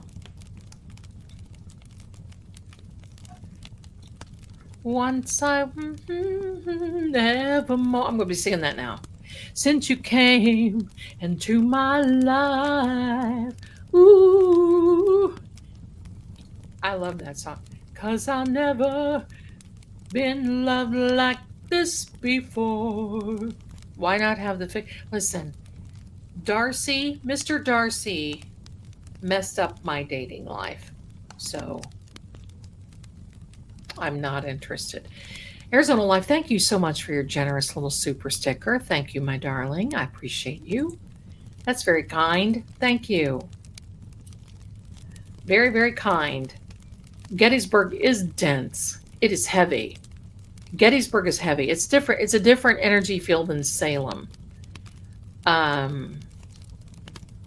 want at least play with lights at my funeral if able to. Maybe bring a rainbow to the... Aw, see? I think it needs to be respectful. I think you need to dress respectfully. I want to wear red lipstick at my own and have a leopard scarf around my,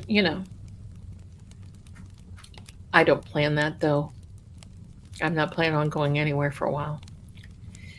I love that song too. Oh, thanks, Amy. Thanks, Amy. Thank you. Pride and Prejudice. That's right. I mean, and see, I read Jane Austen and the Bronte sisters and a lot of English lit where men respect women and women respect men and men look like men and thank God women looked like women and all this stuff. And it just kind of like, and hello, my age now, it's hard to find a man that can keep up with me. So these guys can. I told my vampire buddy, Gregor, very handsome, by the way. I told him, I said, look, if you were over here, this is Shaggy Noodle. I said, look, if you were over here, I would give you a run for your money, but you are a little old for me. Hello. Well, I've got one for you. Look here at this one. Are you ready? Look. The garage, essentially. Is a garage, essentially. The garage, essentially. Is a garage, essentially. There's a garage. There's a garage, essentially. A garage. Hello. Garage. There you go. There you go. My darlings, yep, she's gone.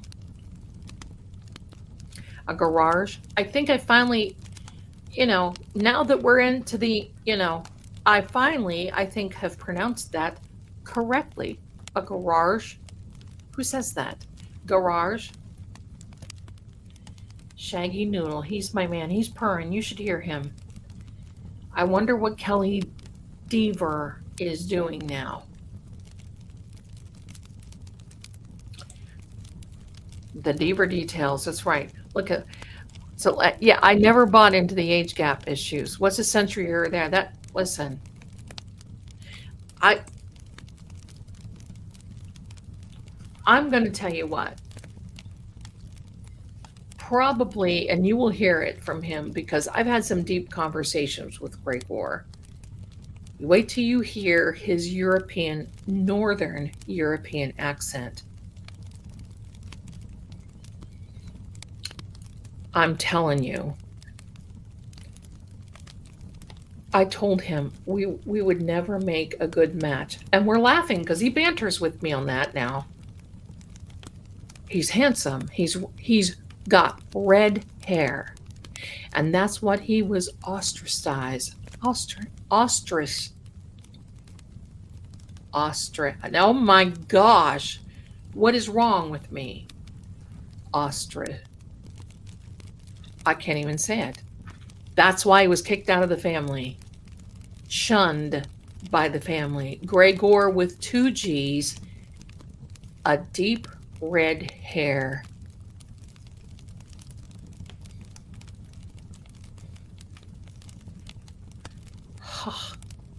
Seriously. Now, I have seen him. We were on a Zoom call. You can tell he's older, but hello. And he banters with me, right? He banters with me a little bit. So, oh yeah, hello, I'd like to introduce you to my boyfriend, the vampire. He doesn't bite, don't worry. But I told him, I said, we could never be together. So he tells me, ostracized. Thank you, Karen. I think I just had to see the spelling. He was ostracized. And I got to tell you this. I told him we could never be together. And he says, why, lady? He always calls me lady. And of course, he's Lord Gregor. And he said, why is that, lady? And I said, because I would be talking your head off day and night, because you don't have to sleep and I don't sleep. And I'm the one up every night. You know, has Jesus ever eaten a grilled cheese sandwich? You know, this sort of thing. I don't think Lord Gregor is interested in a that. So, hello. And that's okay. But he laughs. He's like, well, that's all right. We could have conversations. We do have conversations now. But it's like, but I am intrigued by the historical value. I can't get enough. That's the whole thing. We should do an I can't sleep live stream. Maybe we will. Maybe we will. I had grilled cheese for dinner. I'm going to tell you what I made for dinner. Are you ready? Oh my gosh, Kelly, stop. The Lord didn't care for grilled cheeses. Oh, that is brilliant. I love that. Well, you may be better off, because I make a really wild grilled cheese. It's not with the plastic cheese where you take the little wrapper off. I shred the cheeses and then I mix them, and I make sure that they go over the sides of the bread and that they get a little caramelized on that side and turn it over. Oh, green-eyed, yes. AMC has been awesome with their Fear Fest. We have all the best Kellys in here. That's right, Dee. I had cheese and crackers for dinner. I'm going to tell you what I had for dinner. See, that's another thing. I wouldn't have to, if I were with Gregor, he does not eat. So he doesn't eat, but he doesn't glow either. But I wouldn't have to cook. Pardon me. Imagine how freeing that is. I can have my own room. I wouldn't have to worry about any of that stuff. I would just be talking this man into, he would probably wish that he was unalived. When I'm done with him, I would probably break him in half just by all of the questions. Did you know Marie Antoinette? He told me about my ancestor, Odalie, the seer, and her sister, the herbalist. Told me, and things that I knew that my grandmother had told me, and only my grandmother would know. And he did not know. I mean, seriously. That's the turn on for me. Let's talk, Professor. I want to hear it all. Okay, here's what I made for dinner. I make authentic Alfredo. And sometimes I have to just zhuzh it up a little bit. Tonight was one of those. I jazzed it up. You see the energy here? You see the waves of light coming in? So this is how I make authentic. Authentic Alfredo does not have cream or milk or anything like that in it. How you do it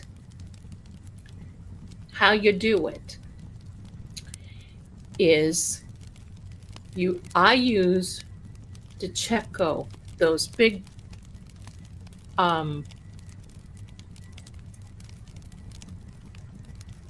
Portadell thick noodles. I don't use, you got to have a noodle that something hangs on to. So I forget what it's called. Anyway, it's DiCecco makes them. And they're long and very wide. I don't use linguine. I don't use fettuccine, but this is what tastes good. So what you do, thank you, Amy. So what you do is you boil your noodles, and you got to get it down to a science, and you can't put a lid on it because you want some of the water to evaporate. What makes a successful noodle is when you watch the top and the big shaggy noodle. That's right.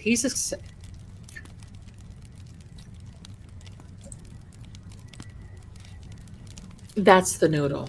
Why am I having problems? Pappardelle noodles. You have to kind of get it down to the science, and you got to watch the water, because the larger the bubbles that come off your noodle, the closer you are to a perfect al dente noodle. So you wait, and what you do is you never drain your pasta. When you're making Alfredo, you don't drain it. You don't drain it. So you wait. So what you do then is, when authentic Alfredo, what you do is you then stir your noodles, and you stir cold butter, probably about, I don't know, a quarter cup of cold butter, and you let that emulsify. You don't pour in melted butter or it's ruined. You got to use the cold butter, and you keep stirring, and you're going to see that sauce thicken. Then what you do is you finally grate your own aged at least 18 months of Parmesan.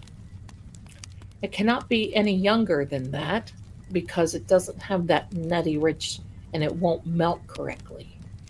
So you grate, and you don't buy the already grated cheese, because they mix cornstarch with it, and it turns into a big ball, and then you've got a mess. So yeah, believe me, this is calorie free, doesn't have a calorie. So you grate your own cheese, and you get about a cup for a whole package of those DiCecco noodles. And then about a cup, I use about a cup and a quarter. And a little bit at a time. You keep stirring, a little bit at a time. And all of a sudden, it will come together, and it will make this silky, beautiful Parmesan. I add a little bit of black pepper, because I like to see the black pepper. I know that's weird, but I like to see that.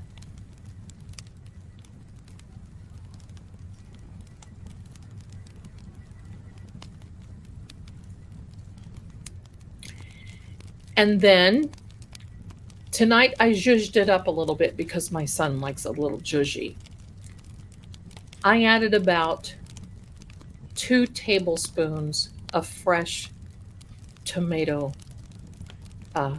sauce. And then frozen peas. I know, don't come at me. But I also like cremini mushrooms in it. I mean, if you're going to tear down a recipe, just go for it. But that was tonight. And you don't put cream in your Alfredo. That's it. A wee dash of nutmeg too. Absolutely. The frozen peas are the best. Canned peas are kind of like, eh. But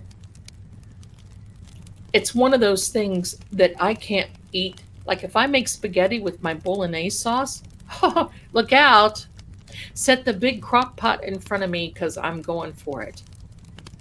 But with this Alfredo, you get not a generous portion, but you get a portion, and that's enough. It's so filling, you can't eat it. You can't eat it. So I like the frozen peas in it. I really do. And then I do make stroganoff, and I use sour cream, and I use heavy whipping cream. And you want to know this? You want to know the secret to a very smooth and very good stroganoff? Melted a, a quarter of a block of melted cream cheese. You make sure you whisk that in very good so it's not lumpy. Then you put your Alfredo, then you put your whipping, then you put your cremini mushrooms or whatever button mushroom you want to use. That's how you do it. And that is like woofy. Oh, sorry, buddy. That is like so good. Do you use cream cheese, Kelly? Yeah. Yeah. Yeah. So that's how you do it. A pinch of Himalayan pink. I have the fine Himalayan pink salt. And when I make my noodles, I put the fine salt in the water. And it seems like it doesn't tear up the noodle. But see, here's the thing. If you want to know the truth, I'm an egg person. Aside from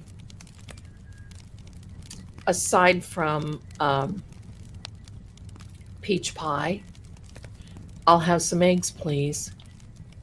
Rule though, the yolk must be cooked. I can't have it too runny because it affects me. So I'm an egg person. There have been late nights, my darlings. I'm tempted to do it tonight, but I don't want to spend the money. Hold on, I got to put my phone back on the charger. But there have been times that my son and I have ordered from Waffle House right down the road. Do y'all know the Waffle House song?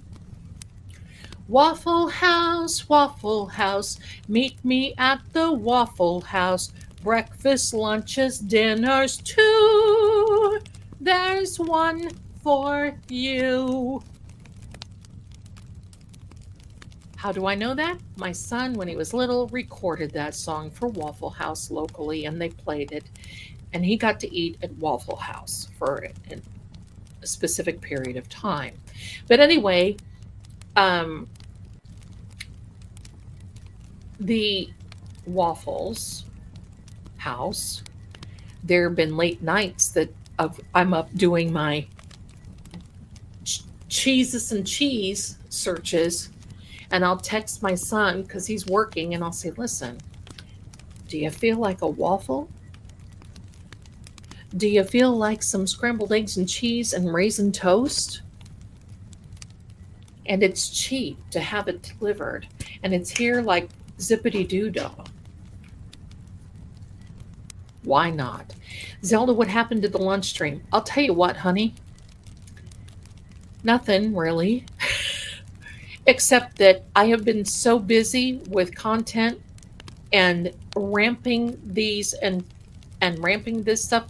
It will happen, and I think I'm going to start that in November. I want to get this month over with all the content and a lot of the things over with, like Help me. I'm haunted. We'll get past that, and then I'm going to do a lunch stream. And it just may be toad in a hole, or it could be a popover, Yorkshire pudding, whatever the case. I love Waffle House. The Jonas Brothers made. Aw, I love that. I know. Listen, my son is a chip off the old block. You'll see that when he.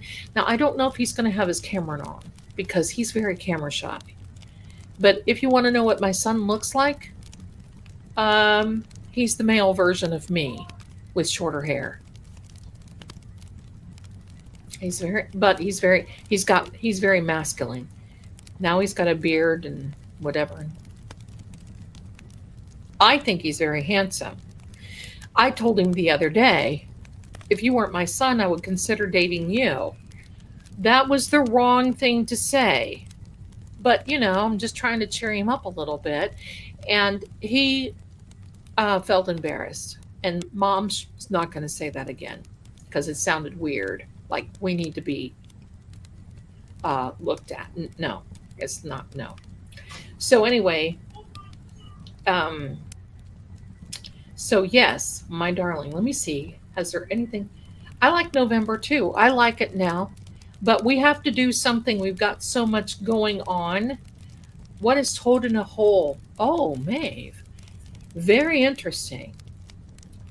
Toad in a hole is a hard-boiled egg, about an 8-minute egg, 7 minutes maybe. And then what you do is you take, now I use turkey sausage because I don't eat pork. It's a health thing.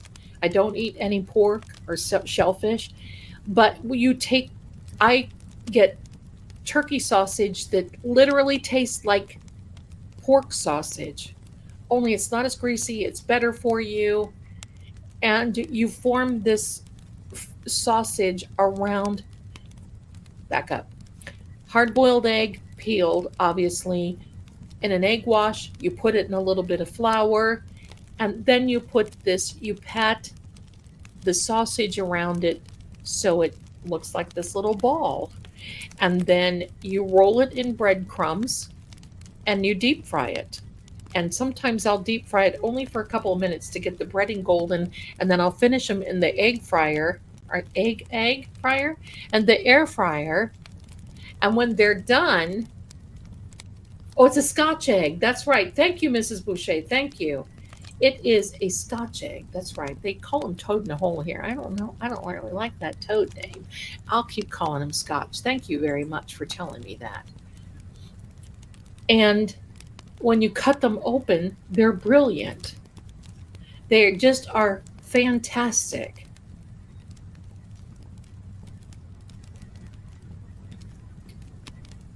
It is a Scotch egg, Melissa. It is. And I tell you what I love is Yorkshire pudding. I love all that. My son and I do not like a proper turkey for Thanksgiving. So we usually have a crown roast, or toad in a hole is sausage and a Yorkshire pudding. Now I'm down for that too. I'd like to get some brandy pea and some salad cream and all that because you can't find it really around here. But yes, yes, yes. Yes, it is. So we usually have a standing rib roast or we have something like that. But I think this year I'm going to make an herbed roasted. I'm going to have a roast dinner. So I'm going to have a roasted chicken the way that I make it, that is better than a rotisserie chicken. And I'm going to, I'll probably have a mishmash of a lot of things. But then on Christmas, which happens to be his birthday as well, I will be making some Yorkshire pudding and, he calls them heart attack mashed potatoes because they've got so much butter and cream and all kinds of things in them, but I don't make those all year round. So it's like a one-off type thing. Um, what I know is a chicken is a chicken in a hole, or a toad is where you cut a circle in the middle of a piece of bread, fry that in the middle of the bread, sometimes with a roast. Yeah, and you know what? My grandmother would do that, and you know what she would call it? She would take a glass, cut it in the bread, fry the egg, fry the bread like a toasty thing. She'd put the toast over that, and then the circle part that was also toasted, she'd put that on there, and it was called an egg with a hat.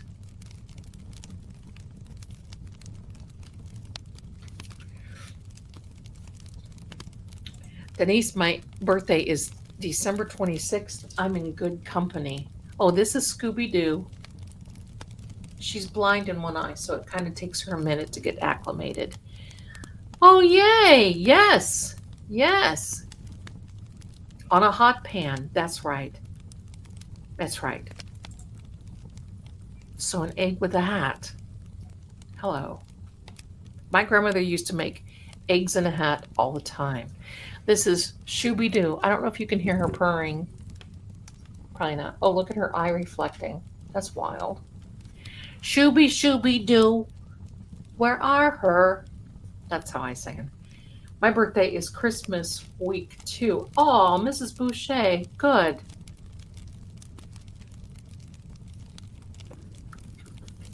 You gonna let them hear you purr, sister? Oh, good.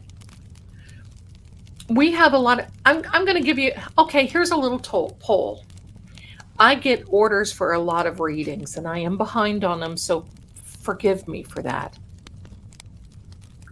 I get a lot of orders for video readings. What do you think the number one sign of readings hi, Sissy. I'm going to put this over here so you can hear her. What are you doing? No, don't do that. It makes a noise. What do you think the number one zodiac sign is for readings across the board that I get for readings? I'll tell you number 1, number 2, number 3.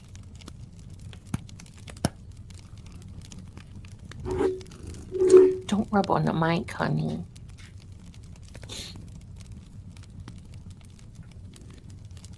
Earth signs. Somebody has gotten it already, and I'll tell you in a minute. The number 1 sign. And then I'll tell you number 2. You guys are good. You guys are good. Green Eye says, I'm a Taurus. I would do it every week if I could. Bless you, my darling.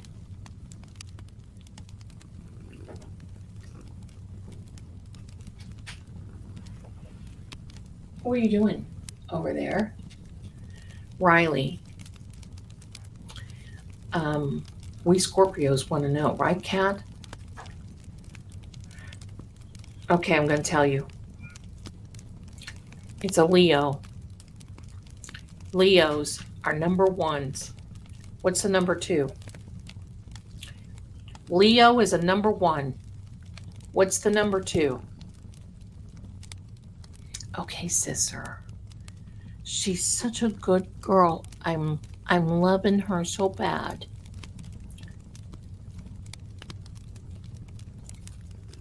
She's mommy's girl.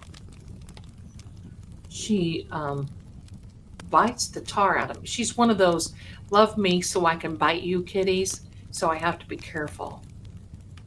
Number 2. So number 1 is a Leo. Number 2 is mommy's baby girl.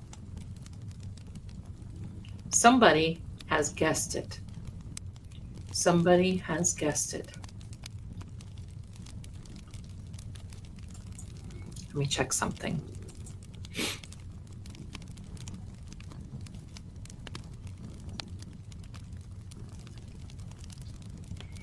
So make sure that there's not any more news coming out of the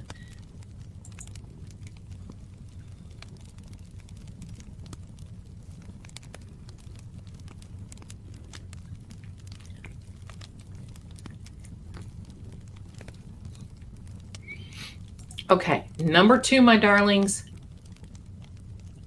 Gemini. Gemini. No, Amy is fine. Go right on. Gemini is number 2. Gemini, so we've got Leo. Gemini is number 2. What is number? We've been on here 4 hours.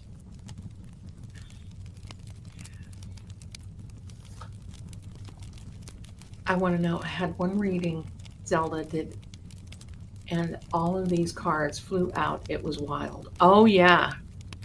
I remember that. They just kind of went, floof. So number 1, Leo. Number 2, Gemini. What is number 3? Number 3. Yep, Karen, you nailed it, girl. Number 3. So number 1's Leo. Number 2, Gemini. Number 3. I hardly get a Scorpio or a Pisces for readings. Hardly at all. Of all the readings, and I've done thousands of readings.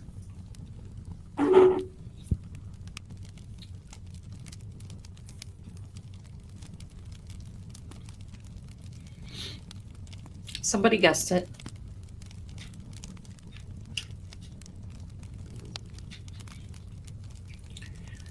No Pisces, and no, it's rare when I do a Pisces or Aquarius. Pisces are rare, and there's another one that's rare.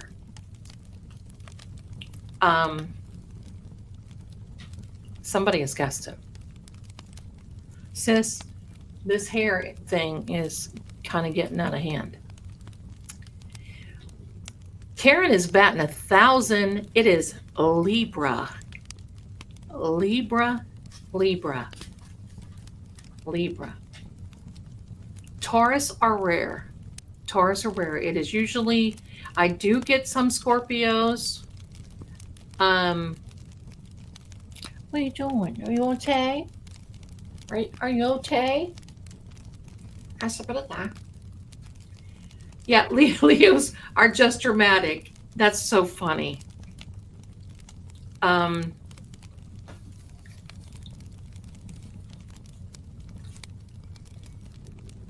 need to just calm down now, okay, sister? Yeah. Since another psychic, I can say that, reader, and I figured out from the time I read, because I have taken some breaks in the year, not long, but breaks in the years past. Number 1 was Leo. Number 2 is Gemini. Number 3 is Libra. So we sat down and figured it out, and to the best, and that's my big readings started when I was with Psychic Friends Network, Dionne Warwick. And we figured it out. And the number of readings that I've done is phenomenal. That includes, because when I first started out, I only did Cartomancy. If you want to know the truth, I didn't even know what a tarot deck was. My grandmother only read playing cards. That was something that we never had. We didn't have access to it. We had, we had playing cards, but that's why I learned. And then she had their little gypsy witch cards. So starting from the beginning, and then I picked up the people. Some people say tarot, some people say tarot, but I picked that up in probably the early 2000s. And so with everything, all of it, everything done, over 120,000 readings. That's a lot of readings. And you know what? I can't tell you that any one of them have turned out the same. 120,000 readings. Well, in 50 years,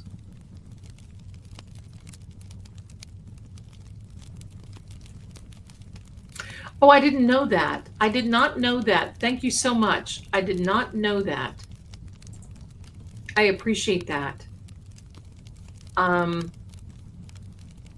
Video readings. All you have to do is trueoracle.com. Let me see if I've got it.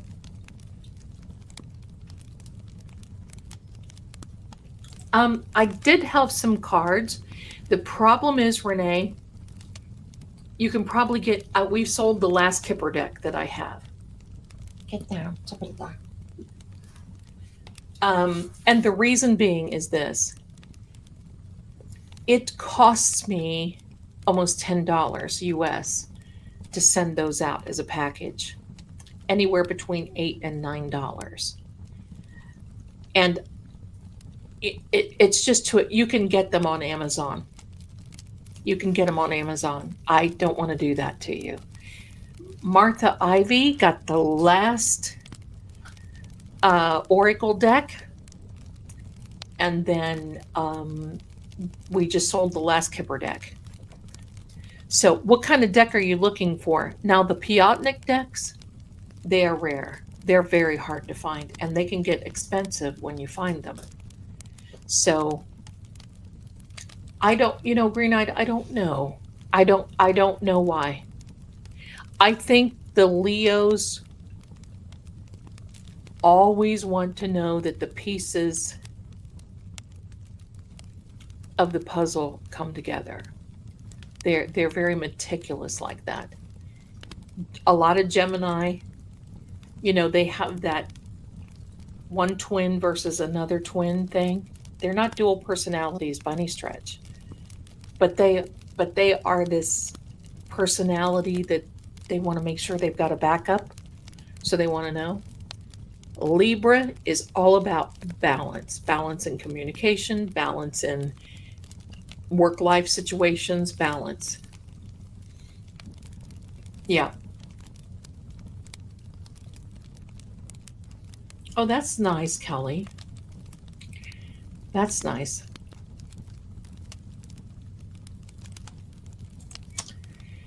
No.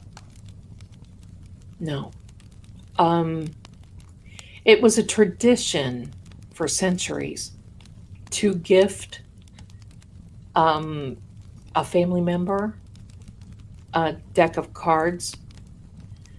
I didn't have that. My son already has his, so there's no reason to gift those. But so I gave a deck to Mrs. Marie, and there, so I passed it along.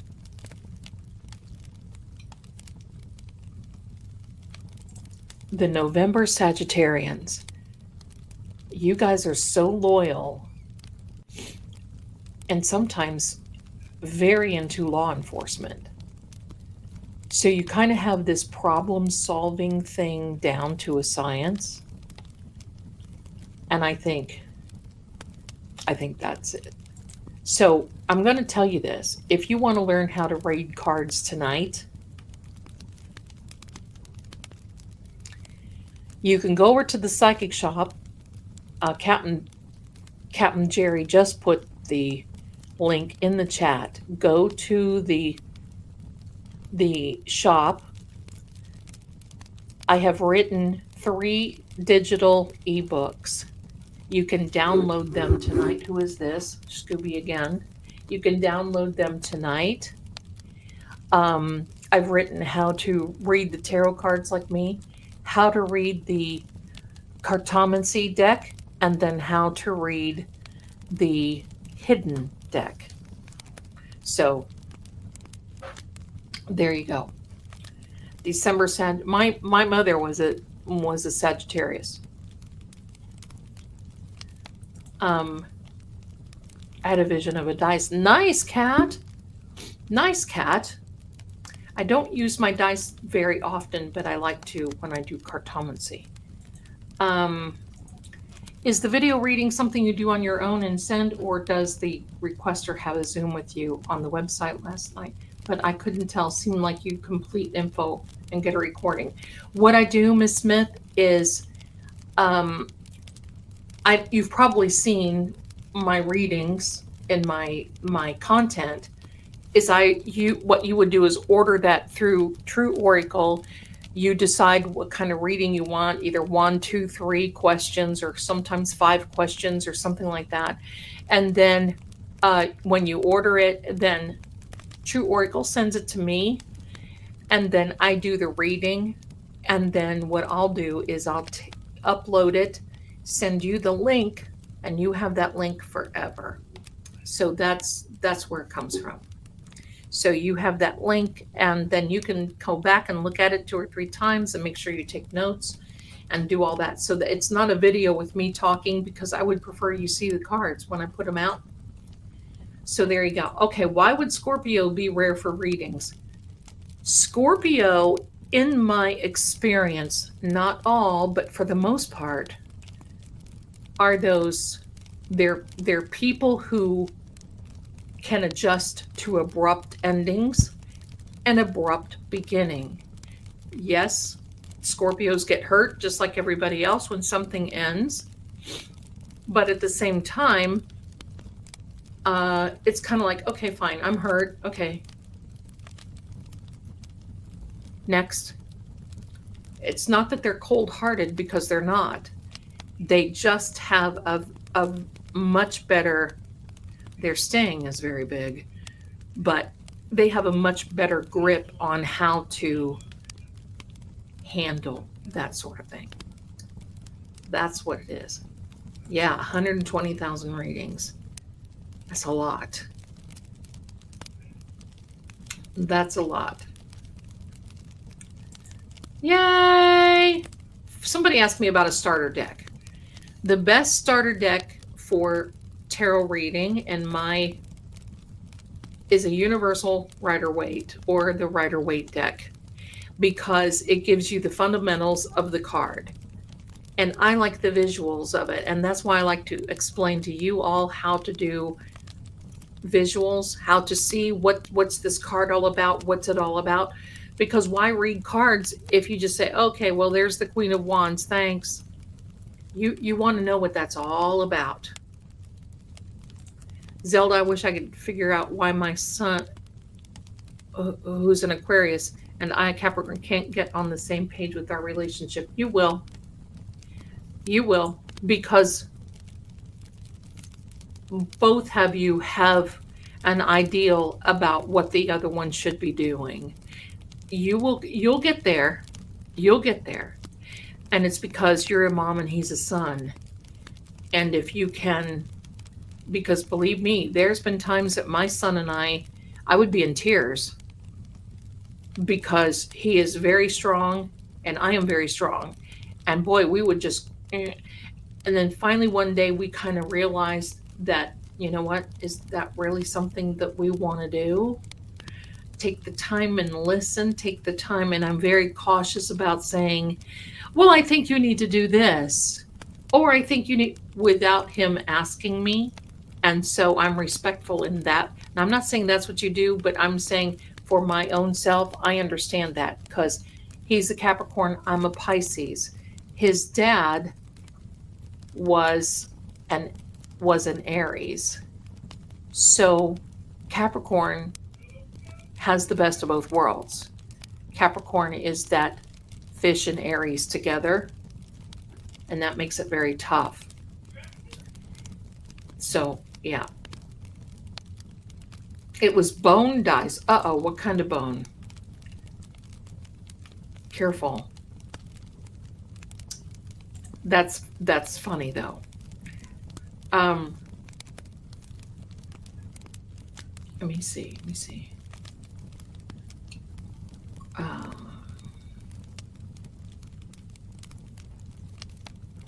Thank you, my darling. But, a lot of it is just really paying attention and feeling the energy. That's what, for me, that's all about. Let me see. You're welcome, Kelly. Let me see. Order there. Captain Jerry's got the link out in the chat. Let me see. It's butthead sometimes. Yeah, I think. Because, see, my son's kind of gravitating into that where he comes and checks on me at night instead of the other way around. So he's kind of, sometimes he turns into my dad. Right, because he thinks that sometimes, oh, it's here, Zelda going wild. No, because he's just used to me being, because listen, I don't drink, I don't smoke, but I wrap my hair. None of that. I've never taken any drugs. I've never, nothing, because I'm afraid of it. And it's not, it's because I don't want to depend on anything, but I also know that there have been times that I've taken melatonin and the most awful dreams that I can't wake up from. So I have to be extremely careful about what opens up where, what, and when. So I have to be extremely cautious about, but he's, that's nice, Kat. Thank you. See, Rose, it's right. It's a natural on-off switch. So it's not like you're bothered. And some Scorpios, it's kind of like, yeah, okay, so I had a past. All right, forget it. I'm on my way to the new life. That's kind of it.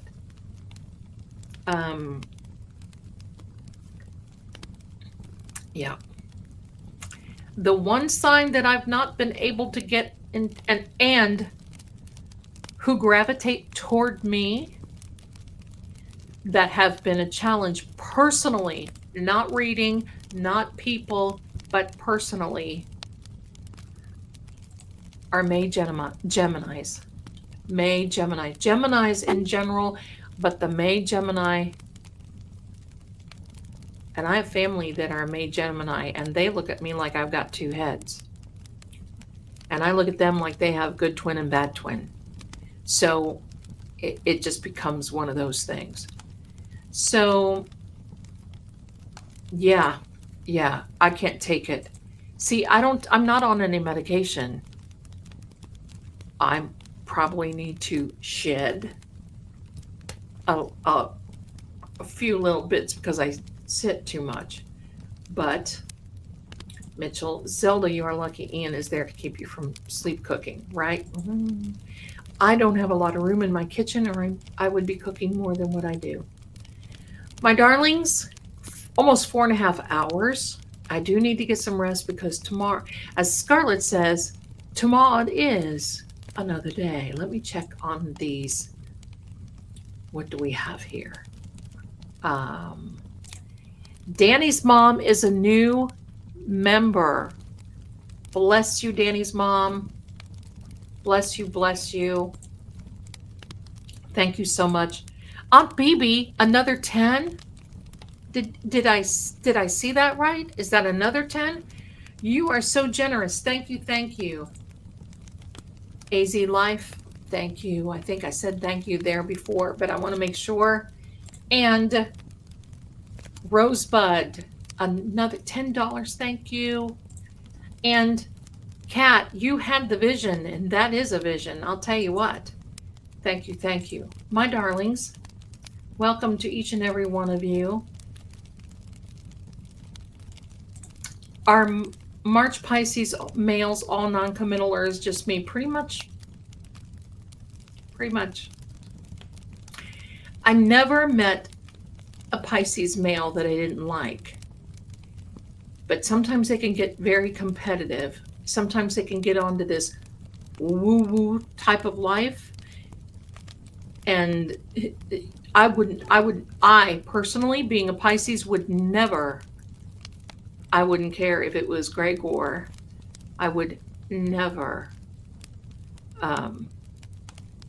date a male Pisces, but that's me because I can't handle that personality thing. Nor a Gemini. For me, just doesn't work. Oh boy, Mama J's. There you go. There you go. Okay, my darlings. I want to thank you all tonight. Let me see if there's anybody else here on the Venmo show that I need to thank. Oh, let me see. Who knows? It might be a Waffle House night. We'll see. We'll see what happens. I doubt it, though. Thank you all for being here. You guys are fantastic. I had so much fun with this trivia. And then next Saturday, depending upon, I will announce it. My son probably will know tomorrow about the, if he can, because if they're winning the tournament tonight and tomorrow night, or tomorrow, then they'll have to do something then next Saturday night. And he won't be able to do it for Kelsey next Saturday night, but it doesn't mean we won't do it at all. We'll just have to put that date off. So I will let everybody know about the fundraiser for Kelsey. And I want to give everybody time to be able to come in. And don't forget, we'll have one also for Aaron Spencer. Aaron Spencer, hey, if I were there, I would be running his campaign. Amen to that. That man is chef's kiss. He's a fantastic man, I'm telling you. So I hope you all get to come in tomorrow from True Oracle. I want to thank you so much. And let me see if I've got a little outro here for you. Why don't I just play the same outro? Because those guys are great. So I want to thank you all for being here. Much love. I had a lot of fun. Thank you. Riley is getting after me. I don't know what's going on, but it's kind of like they're going, Mommy, it's time for the night. Stop, Riley. Rubbing that mouth on the corner of my monitor. So let me see here what's going on. Is anybody else? Thank you all for being here. I'm going to give you the same outro that we had for the intro. How's that? Be well, my darlings. Much love. And thank you, Miss Nan. She's probably in the bed, and I hope so. So thank you. I'll see you all tomorrow. If not, Monday. If not, I'll see you soon. You be well. Many blessings to you. And thanks for hanging out with me and my buddies tonight. Talk to you soon. Bye for now.